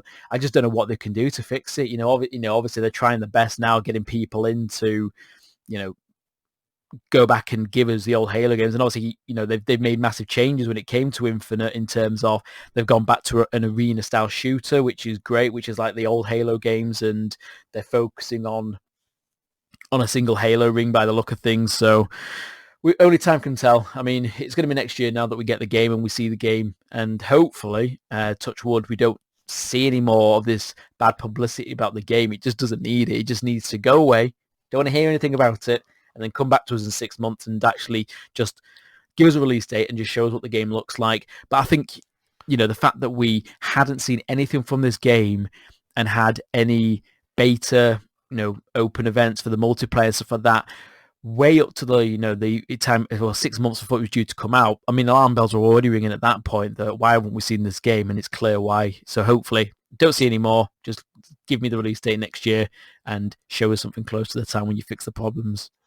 Yeah, no, I agree. I would like to, I would certainly like to see a sort of a comeback for the franchise. I mean, you sort of make the point about Halo having this transition of ownership, going from Bungie to 343, and I want to say I don't think it's any coincidence that Halo 1, Halo 2, Halo 3, ODST are all very memorable and fairly fresh in my mind. I can sort of go back to those games and sort of recall and remember the first time I played them. But Halo 4, I know I got it. I know I finished it. I can't really remember much about it. Halo 5, I remember playing the multiplayer and not really liking it. It was okay. I played the single player. I remember finishing it on Legendary and thinking, okay, it was all right. But other than like one boss fight, which I think was quite easy at the end, I don't really remember much about it. So it Halo for a long time, I think, has sort of it's ridden the waves of, that's not right. It's not the right word. It's rode the waves of nostalgia for me, and I love Halo 1 and Halo 2. That they're untouchable games to me. But Halo Infinite, I mean, it's the next installation in the franchise, and I hope it can go back to the roots of Bungie, but I'm not optimistic it will, and I guess time will tell. I mean, don't get me wrong, skepticism aside, I would absolutely get an Xbox Series X on launch day with Halo Infinite to play it. But in the back of my mind, I would be thinking I'm less excited about the Halo bit and more excited about the Xbox bit. I'm just hoping the Halo bit is good, Yeah. So yeah, we'll see. I mean that basically Halo, politely go away and come back when you're ready. Come back when you've sobered up. That's when I wanna see you at your best. Not this drunken mess who's sobbing or spewing pizza or leftover takeaway all over themselves. I don't want to see any of that. Just go away. So. Yeah. Indeed. So we're not going to finish the podcast on a sour note or a sad note. We're gonna. You might remember from last week's podcast, we kind of left you guys with the tantalizing aspect that me and Dan are going to go through our top 5 games of the generation. We've previously spoke about our favorite games on the PS5 that were exclusive to the console, games on Xbox that were exclusive to the console. So it makes sense now that we kind of explore the multi-platform games and generally what were our top 5 games of the PS4 and the Xbox One generation. So as before, we'll start off at number 5 and work our way down. So Dan, what's your 5th favorite game of this generation? I'll let you start it off. And the intentions deliberately. You give me your 5. Okay, all right then. All right. Well, I think number 5 for me is Resident Evil 3 remake. Now, I was really torn on this one between Resident Evil 3 and Resident Evil 2 remake because they're both fantastic games, and I'm a massive fan of Resident Evil 3. I think it's my favourite Resident Evil of all time. So when I heard they were remaking the third one, I was really excited to give it a go. And the game's just fantastic. Looks great, plays great. Nemesis is still as horrible, and really kind of scary and really menacing atmosphere to him all the way through. But it's just a real love letter to the game, and the reason why I was torn between this is because Resident Evil 2 is a longer game. It has a great, two separate campaigns. You get to explore the Raccoon City Police Department, which is iconic for Resident Evil in Raccoon City. And then you had the side stories where you kind of explored like Kenzo and other people that you meet in passing through the story, and it was a bigger package. Whereas Resident Evil 3 is kind of a shorter, more action-focused game all the way through. But it's just great. From start to finish, really good. The multiplayer is a nice addition. It doesn't quite do as well as Mercenaries did on the original Resident Evil 3. But again, I'm loving this kind of moment that we're having where we're re-seeing these old survival horror games, and we haven't had a really good survival horror game since Dead Space. I'd probably say a lot of these horror games now are all about running away from people and hiding, and for me it just doesn't, for someone who's really enjoyed the Resident Evils and Silent Hill games of the past, it doesn't really cut it for me, that type of stuff. I like to feel like I can fight my way through a terrifying experience. So Resident Evil 2 remake, Resident Evil 3 remake did it for me. Got Resident Evil 4 remake just around the corner potentially, so we'll see when that happens. But yeah, that's my number 5. So Resident Evil 3, you say that's the one with the sort of the gobbly sort of goobly bit nemesis thing chasing you. Yeah, that's it. It's kind of you play as Jill Valentine, who's the protagonist from Resident Evil 1 from the mansion. She gets away with Chris Redfield, and the game starts with Jill basically trying to prove the, Raccoon, basically Umbrella Corporation is responsible for this stuff. No one believes her, and she's like, right, I'm leaving this town. And she makes that decision too late. The town's gone to crap already. The city's already burning. The zombies starting to free everywhere. And Nemesis has been dropped into town to basically wipe out the STARS members, who are aware of Umbrella's undoing, and Nemesis is basically hunting them down and killing them, trying to kill them all. So that's basically you're constantly fighting this like seemingly indestructible creature, who is just hunting you down all the way through.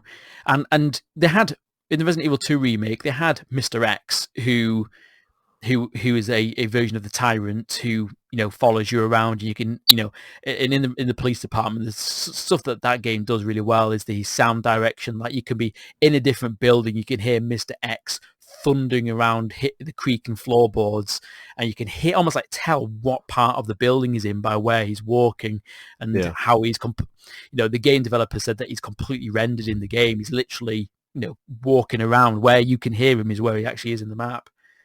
Well, yeah. Well, wasn't there a thing with Nemesis in Resident Evil 3 where they've made it a bit more like the Alien from Isolation, where it's a bit more random, like it's less predictable in sort of nature. It can sort of appear at any time. Yeah, there was a random element to it, and it was also persistent. Like really, really kind of felt like a nightmare trying to get away from him at times. Like there's some points where you'd about to get to a safe room, and then you'd appear and you're thinking, oh my god, I don't have the health or the ammo to deal with this.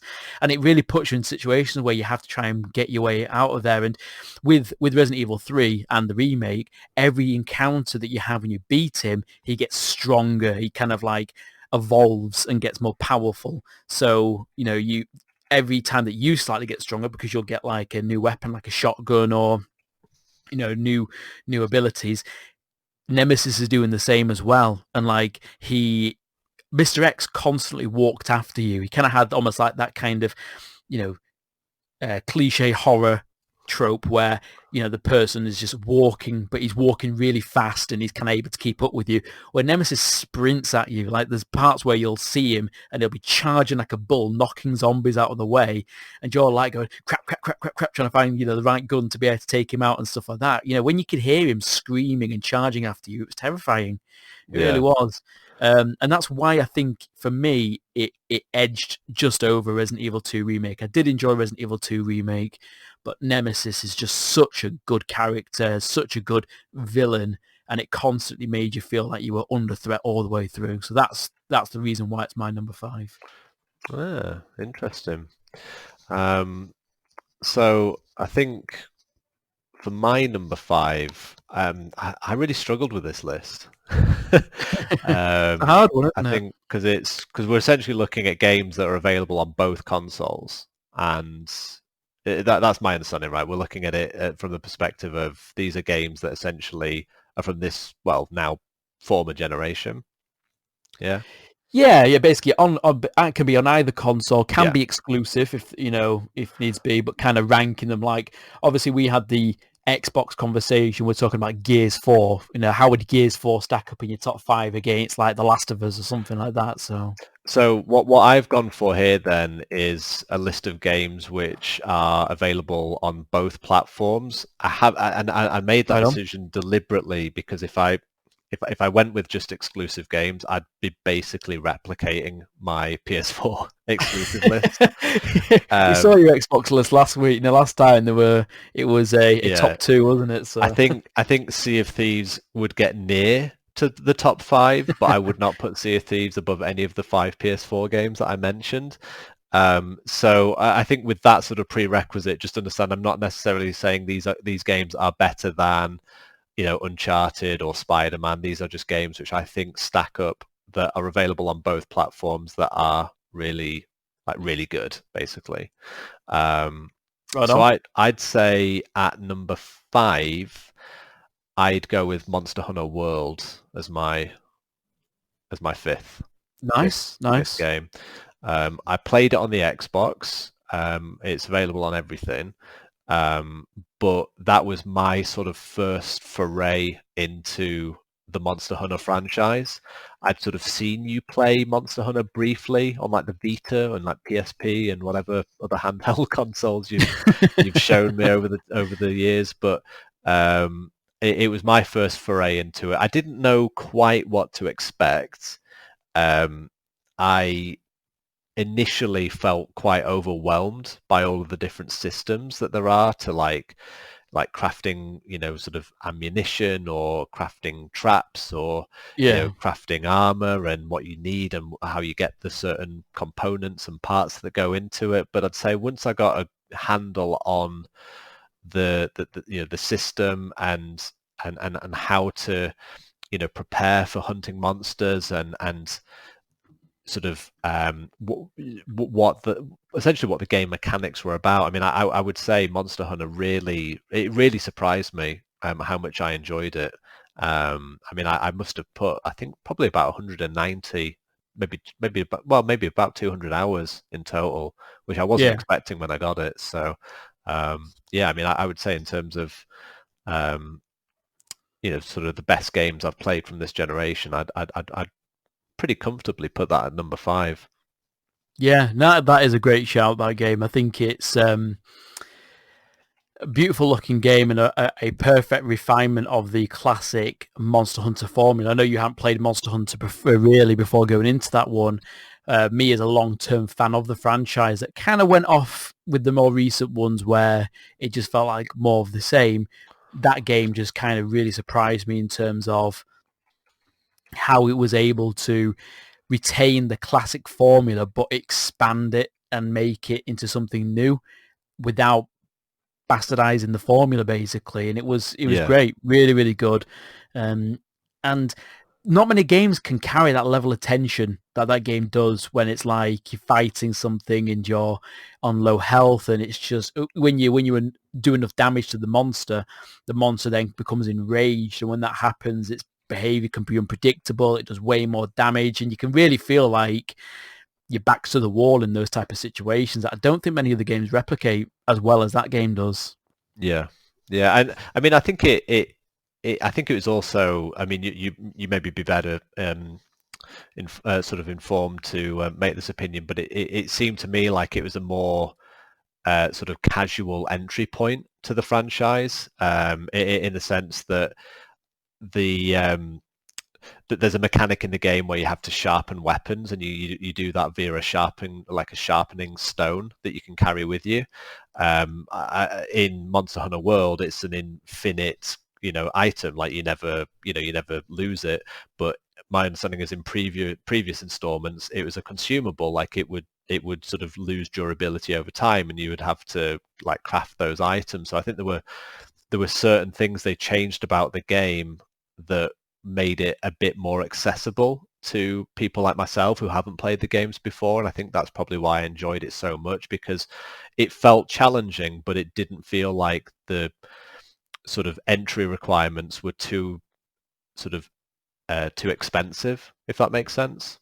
Yeah, I think that's a completely fair assessment of it. It wasn't as punishing overall, and initially the opening parts you can go for the end game stuff, which was really difficult, and you had to have the right team, and if someone falls down once, then that then puts the pressure on the rest of your team to think, right, if we don't work together and do a good job, we could all fail because of that mistake that one person made. So it still has that kind of difficulty spike towards the end game stuff, but certainly when the game starts, they made some good uh, quality of life changes throughout it, I thought. So Yeah, very good. interesting.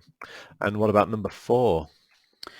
So four for number for me is The Witcher 3. Ah, right. So The Speaking of Witcher speaking of games that made it more accessible, Witcher 1 and 2 was like, and then Witcher 3 was like, okay, we're getting to this now. Yeah, I mean, I played The Witcher 2 on PC for a bit and just remember getting absolutely destroyed every time I tried playing on it. And, you're having to really prep for the battle ahead, and you only know the battle ahead if you die from it once before. It was really kind of difficult. But, Yeah, Witcher 3 was just fantastic. It was, I will go with a caveat that I've not finished it, and I'll come on to the reason why I've not finished it yet, but shortly. But The Witcher 3, it looked absolutely fantastic. Soundtrack is great. The world that it creates is just, really engrossing. It reminds me of when I played and fell down the rabbit hole with Skyrim, where, the music and the atmosphere in that game, that it completely it enthralls you in there, and you can't help but be, go away and you think about going back to play it, and you're thinking, right, I can get lost in this game, and you can play it for hours without even realizing, doing like quests and leveling up your character. And obviously The Witcher's got like such a strong protagonist. Geralt is just such a really, a good character. He's a complicated character. He has yeah, he's a witcher. Does nothing for free, but there's kind of like he has a sense of morality, and he's in a world where people are scared of him because he's almost like a monster. He's kind of imbued with magic, and people fear magic, and it's great. It's punishing. It's difficult in places, and the story is complicated at parts, but it's just a near perfect RPG in general. Now I haven't finished it because I started playing it on Xbox One X, the standard edition, and I thought it'd be a great idea to go and purchase the Game of the Year edition. Now I didn't realise that the Game of the Year edition and the standard edition, you cannot transfer your saves across them, which was a right. bit disappointing. So they've got completely different achievement lists and trophy lists. One just has all the DLC included and the other one doesn't, which I thought was a bit weird. But what it meant was the fact that I got there, had the game, I thought, I'm going to have to start it all over again to be able to play the Game of the Year edition with the DLC. And then CD Projekt Red announced that there is going to be a native version of the game on Xbox Series X and PS5, and if you own the Game of the Year edition, you'll get the free upgrade. So I thought, well, you know what? I'll give it a break. I'll start again, but I'll start on it with this Game of the Year edition, with all the DLC, and I'll wait until the Xbox Series X version, and I'll be able to play the best possible version of this game. So So, but yeah, really good. I think I won't be the only person that has this type of, this game in their top 5 conversations when it comes when the gen is finally over. Yeah. Yeah, no, I think it's a good shout, and I think a lot of people would have it higher. I think some people would argue it's probably the best game of the generation for Yeah. for a lot of people. Yeah, and That's it was difficult when I was good putting shout. this list together. I think it was one of those ones where, had I not loved the other 3 games more, than that one, I'd put this higher. But I really do have a special place for my other titles that I've got on my list coming up. So, but before we get there, what's your number 4? So for number 4, I'm going to go with Divinity: Original Sin 2. Oh, what a game! Yeah, I'd just full disclosure, I didn't play it on the Xbox or the PS4, or at least I played it very briefly on the Xbox. My time on that game was really played through the PC version. But having sort of briefly played it on Xbox, I can sort of attest to the fact that aside from playing with the controller, the experiences are more or less replicated. It certainly felt very similar Yeah, in performance, and it's widely available on all platforms. I've thoroughly enjoyed my my time with it. The story, the cooperative nature of the game, the different ways that you can play it, the different builds for your characters. I mean, you can really make it your own. I mean, it's not quite on the level of, say, something like Path of Exile, where there's like infinite possibilities, but your characters really do feel like you've made them. The sort of the combination of skills and abilities and how you use them and stuff. So I would say from the moment that I first played that game, it immediately um, sort of hooked me in and really gave me um, sort of very sort of old school nostalgic RPG vibes. I thought it was a really well put together game. yeah, no, I agree, and this is actually my third favorite game of the generation.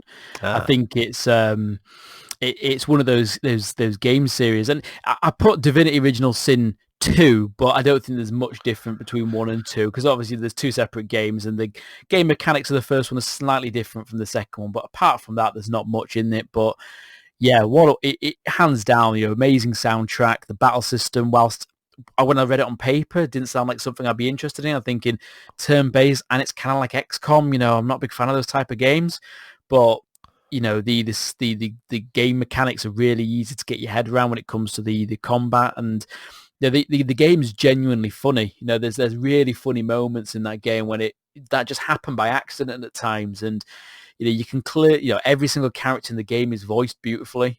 Any NPC you speak to has got a unique voice. It seems like, it's not like Oblivion where there's like 3 voices in the whole game. It just seems like it's really fleshed out.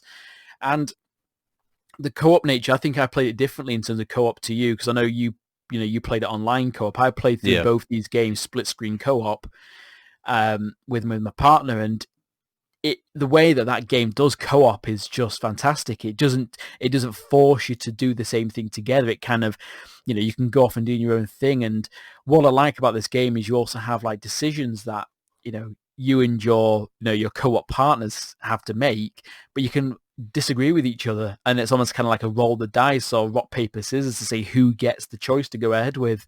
And that can cause some kind of divisions. There were choices I picked purposely because I knew that my partner playing it would pick another one, so I just kind yeah. of almost like acting like a dick in game to kind of wind up the other person I was playing with, just because I thought it'd be funny. So yeah, Well, combat's great, cat's soundtrack's out great. the bag if your partner's listening to this episode of the Oh podcast. yeah, no, Then. we'd laugh about it afterwards. She was like, "You just picked that because I picked the other one." I was like, "Yup." I'm gonna pay for it, but it's yeah, it's good, and the kind of the the both the games are very good. I think personally for me, I prefer the story and the combat slightly more on the first one, but I love the world of the second one a hell of a lot more. Um, it's just great, and of course, it's available on PS4, it's available on Xbox, it's available on Switch, and it's available on PC. And Switch and PC have cross save so you can play at home on the PC and then take it away with you on the Switch on the go, which I thought was a really nice addition. So yeah, the next thing that's coming out from those guys is a board game based on Divinity, which I think will work quite well. I just hope we get to see, and of course they're doing Baldur's Gate 3, so I hope it's not going to be too long before we see another Divinity Original Sin 3. Yeah, yeah. Well, like I say, I mean, Baldur's Gate. I think we touched on this briefly in a previous episode, but I mean, the fact that they sold over 1 million copies in early access Yeah. in like the first week of release. I mean, they've certainly got they've got the fan base, to you know sustain themselves well into the future, and if they keep nailing it, I mean, I've heard really good things about Baldur's Gate. Personally, I don't want to play it until it's out of early access. Yeah, I'm the That kind same, of yeah. game, it's like give me the finished product. But yeah, it's yeah, I think worthy of top 5 certainly. Original Sin 2, and Yeah. I'm sure it won't be the last time that we talk about a was it Larian Studios Larian Studios, yeah, yeah. that's right. So yeah, good Yeah, one. great. So obviously that was your Um, 4, and that was my number 3. What's your number 3? So my number 3, I don't know if you'd expect this one, but my third best game is Hitman 2. Oh, right, okay. Yeah. Interesting. Really, really enjoy Hitman games. I mean, I don't think I've ever really talked about Hitman with you. So, No, that's why I'm so surprised. yeah, wouldn't blame you if you were a bit sort of shocked by this one. But yeah, I don't know what it is. With Hitman, it's just that sort of combination of stealth and speed, and you obviously have the sort of the variety of different ways that you can kill your targets. And I wouldn't profess to really care much for the story. I sort of follow along briefly. I just like the idea of going into a scenario almost like Jason Bourne, and you just sort of have an answer for every situation. And I mean, the most elite challenge within Hitman, or at least I'm aware of, is going in and doing it suit only, which essentially means you don't use any disguises. You complete the entire level wearing Agent 47's original suit. Right, okay. The challenge that represents is that you can't get into certain areas because for all these people know you're just a guy in a suit. Like, why would you be in the kitchen of a mansion? Like, you don't belong here, So you've got to do the whole level smoothly and stealthily. And I think I really relish the challenge of finding the pathways through the level that get me to the targets as quickly as possible, take the targets out, and then get to the extraction. There's a lot of trial and error in that process, and it's frustrating. But when you do it and you get I mean, just watch a couple runs on YouTube. When you get a perfect suit only run, there's few feelings, there's few games in single player that capture that feeling. And for that reason, I've sort of felt like Hitman 2 deserved a place in the top 5. And when you see number 2 and number 1, you maybe understand why this one's number 3. But yeah, I feel quite good about that one. No, that's awesome. That, I mean, I can't really add anything to that because I've never really been a big fan of stealth games in general. So Hitman is like hardcore stealth games, which doesn't appeal to me. But I've seen people online talk about how it is well regarded as a fantastic game series. And what was quite interesting is the game developer. I can't remember the name of the studio now because I'm not, like I said, I'm not really close with Hitman, but I know that it was a Square Enix published game, was it? And they actually gave the IP back to the developers. So now essentially it's an indie game, isn't it now? Well, Hitman 2 is developed by IO Interactive. That's it, yes. And it's published by Warner Brothers Interactive. Right, gotcha. So, I mean, I profess I wouldn't be able to reel off the history of developers and all of the different Hitman games, but I know Hitman 2 came out in 2018, so it's a couple of years ago. But it's it's a very, very worthy installment in the franchise, and Hitman 3 I don't think is that far away. So No, not at all. So, well, that's good. I mean, like I said, that's quite a surprising one. Never heard you talk Yeah. about it, so it's definitely worthy for that list then. So, And your number 2, I think that takes us to. yeah. So number 2 for me has to be Titanfall 2. I absolutely love that game. I feel pretty comfortable in saying that that is the best first-person shooter of this generation. And obviously, Titanfall 2 had a pretty rough ride when it came out. Obviously, it's created by Respawn Entertainment, and it was a huge casualty of EA's strategy to kind of sandwich this game in between Battlefield 1 and Call of Duty from Activision. I think this game came out and then Battlefield 1 came out and then this game came out like a week later or something ridiculous. So, and as a result, it didn't sell very well. But I'd argue it is the best first-person shooter of all of those. The story in the campaign's great. The campaign has a really good. It's quite short. It's about 4 or 5 hours campaign from start to finish, so it doesn't demand much of your time. But you have like a really good relationship with the character, which is the robot, the Titan that you play as, Yeah. and they kind of got like time travel elements into it. Obviously, Titanfall has been big about the traversal, the way that you kind of run at walls and you fight that way.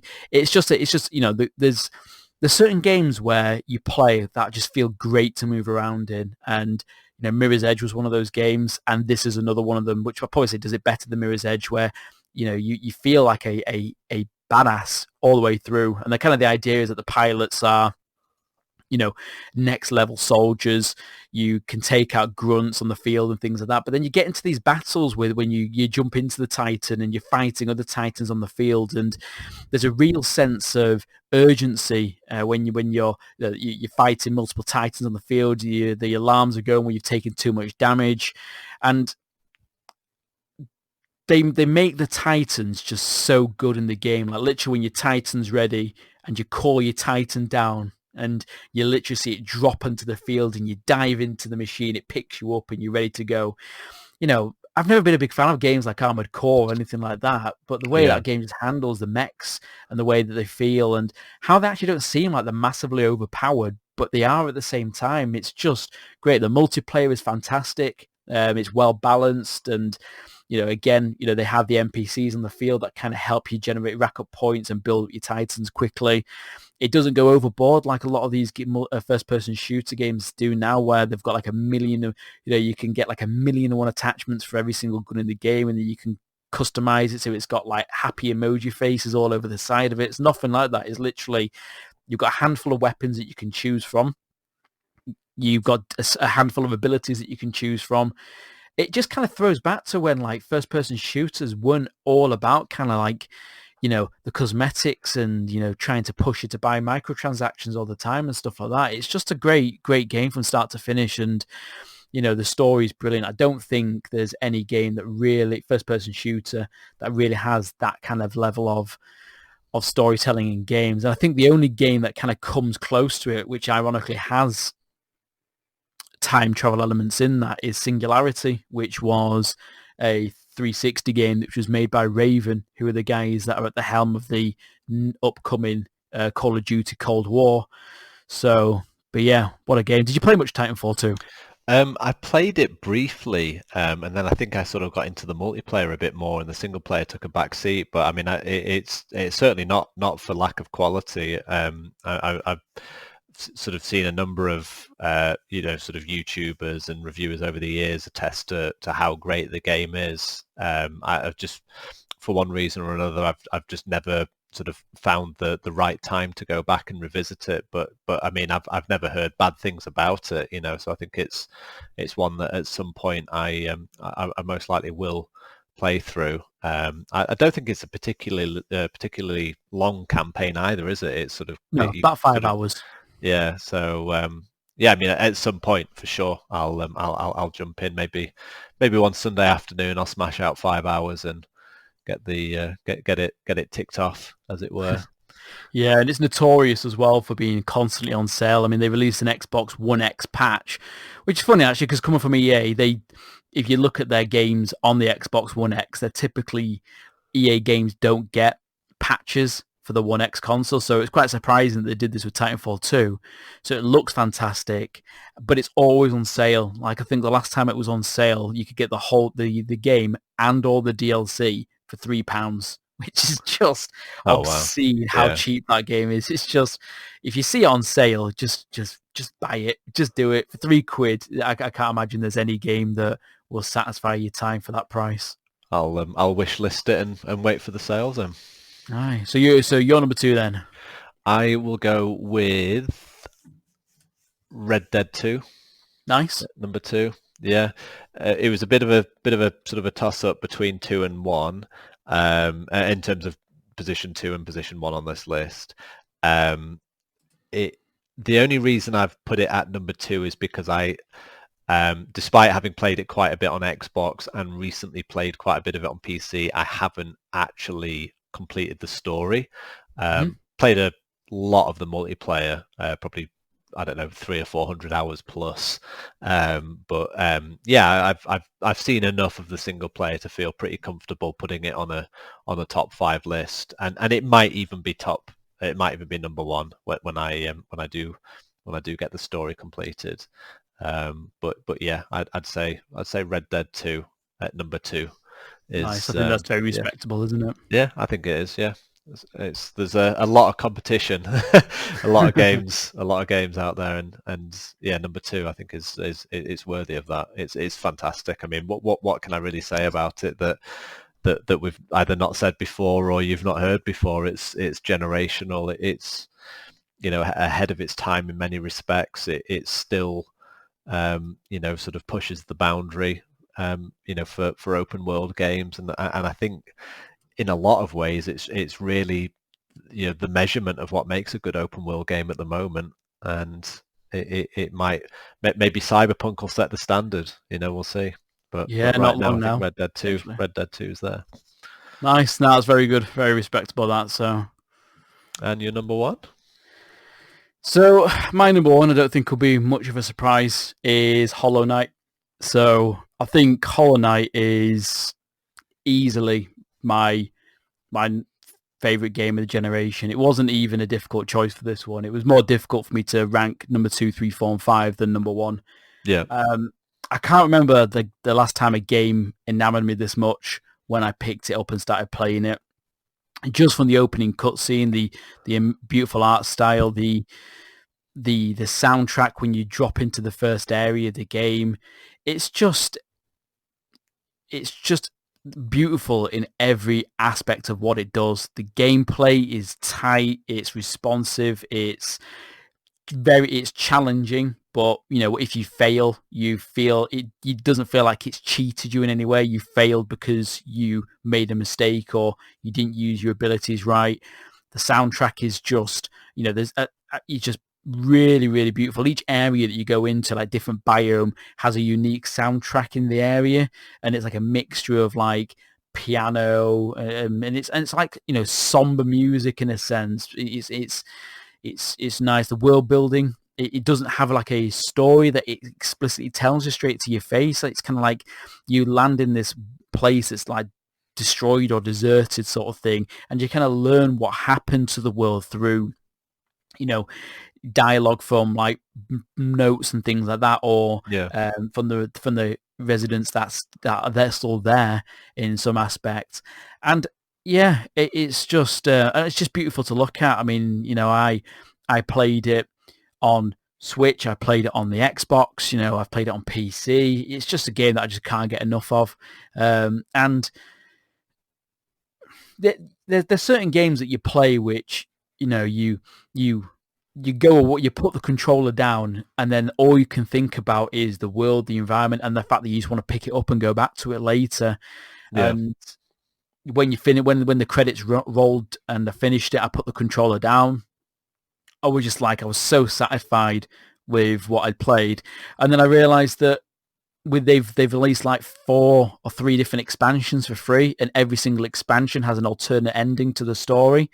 So it's kind of like, right, okay, jump back in it, let's keep going. So it's just so much content for the price. I think when it came out, it was like £15 or something like that, and easily like 50, 60, 70 hours in of just like, getting all the difficult, the last bits, mopping things up. And I'll be quite honest, I completed the main story and two of the additional endings that were on there. But like some of the stuff, by towards the latter end game stuff, like the um Godwoken DLC, I think that's what it's called. Godwoken, no, maybe not Godwoken, I can't remember off the top of my head, but it was like a free expansion that was added on. It just became really, really difficult to, like, it was like boss runs and trying to go through bosses in different ways, and they had like multipliers that made them very difficult, and you had to challenge them in new ways. I couldn't do them. They were too hard for me at that point. But by that point, I felt like I'd had enough. I'd played it to where it was, and I felt like I'm not good enough to do this next level of stuff, but I'm not losing out from doing it. So Yeah.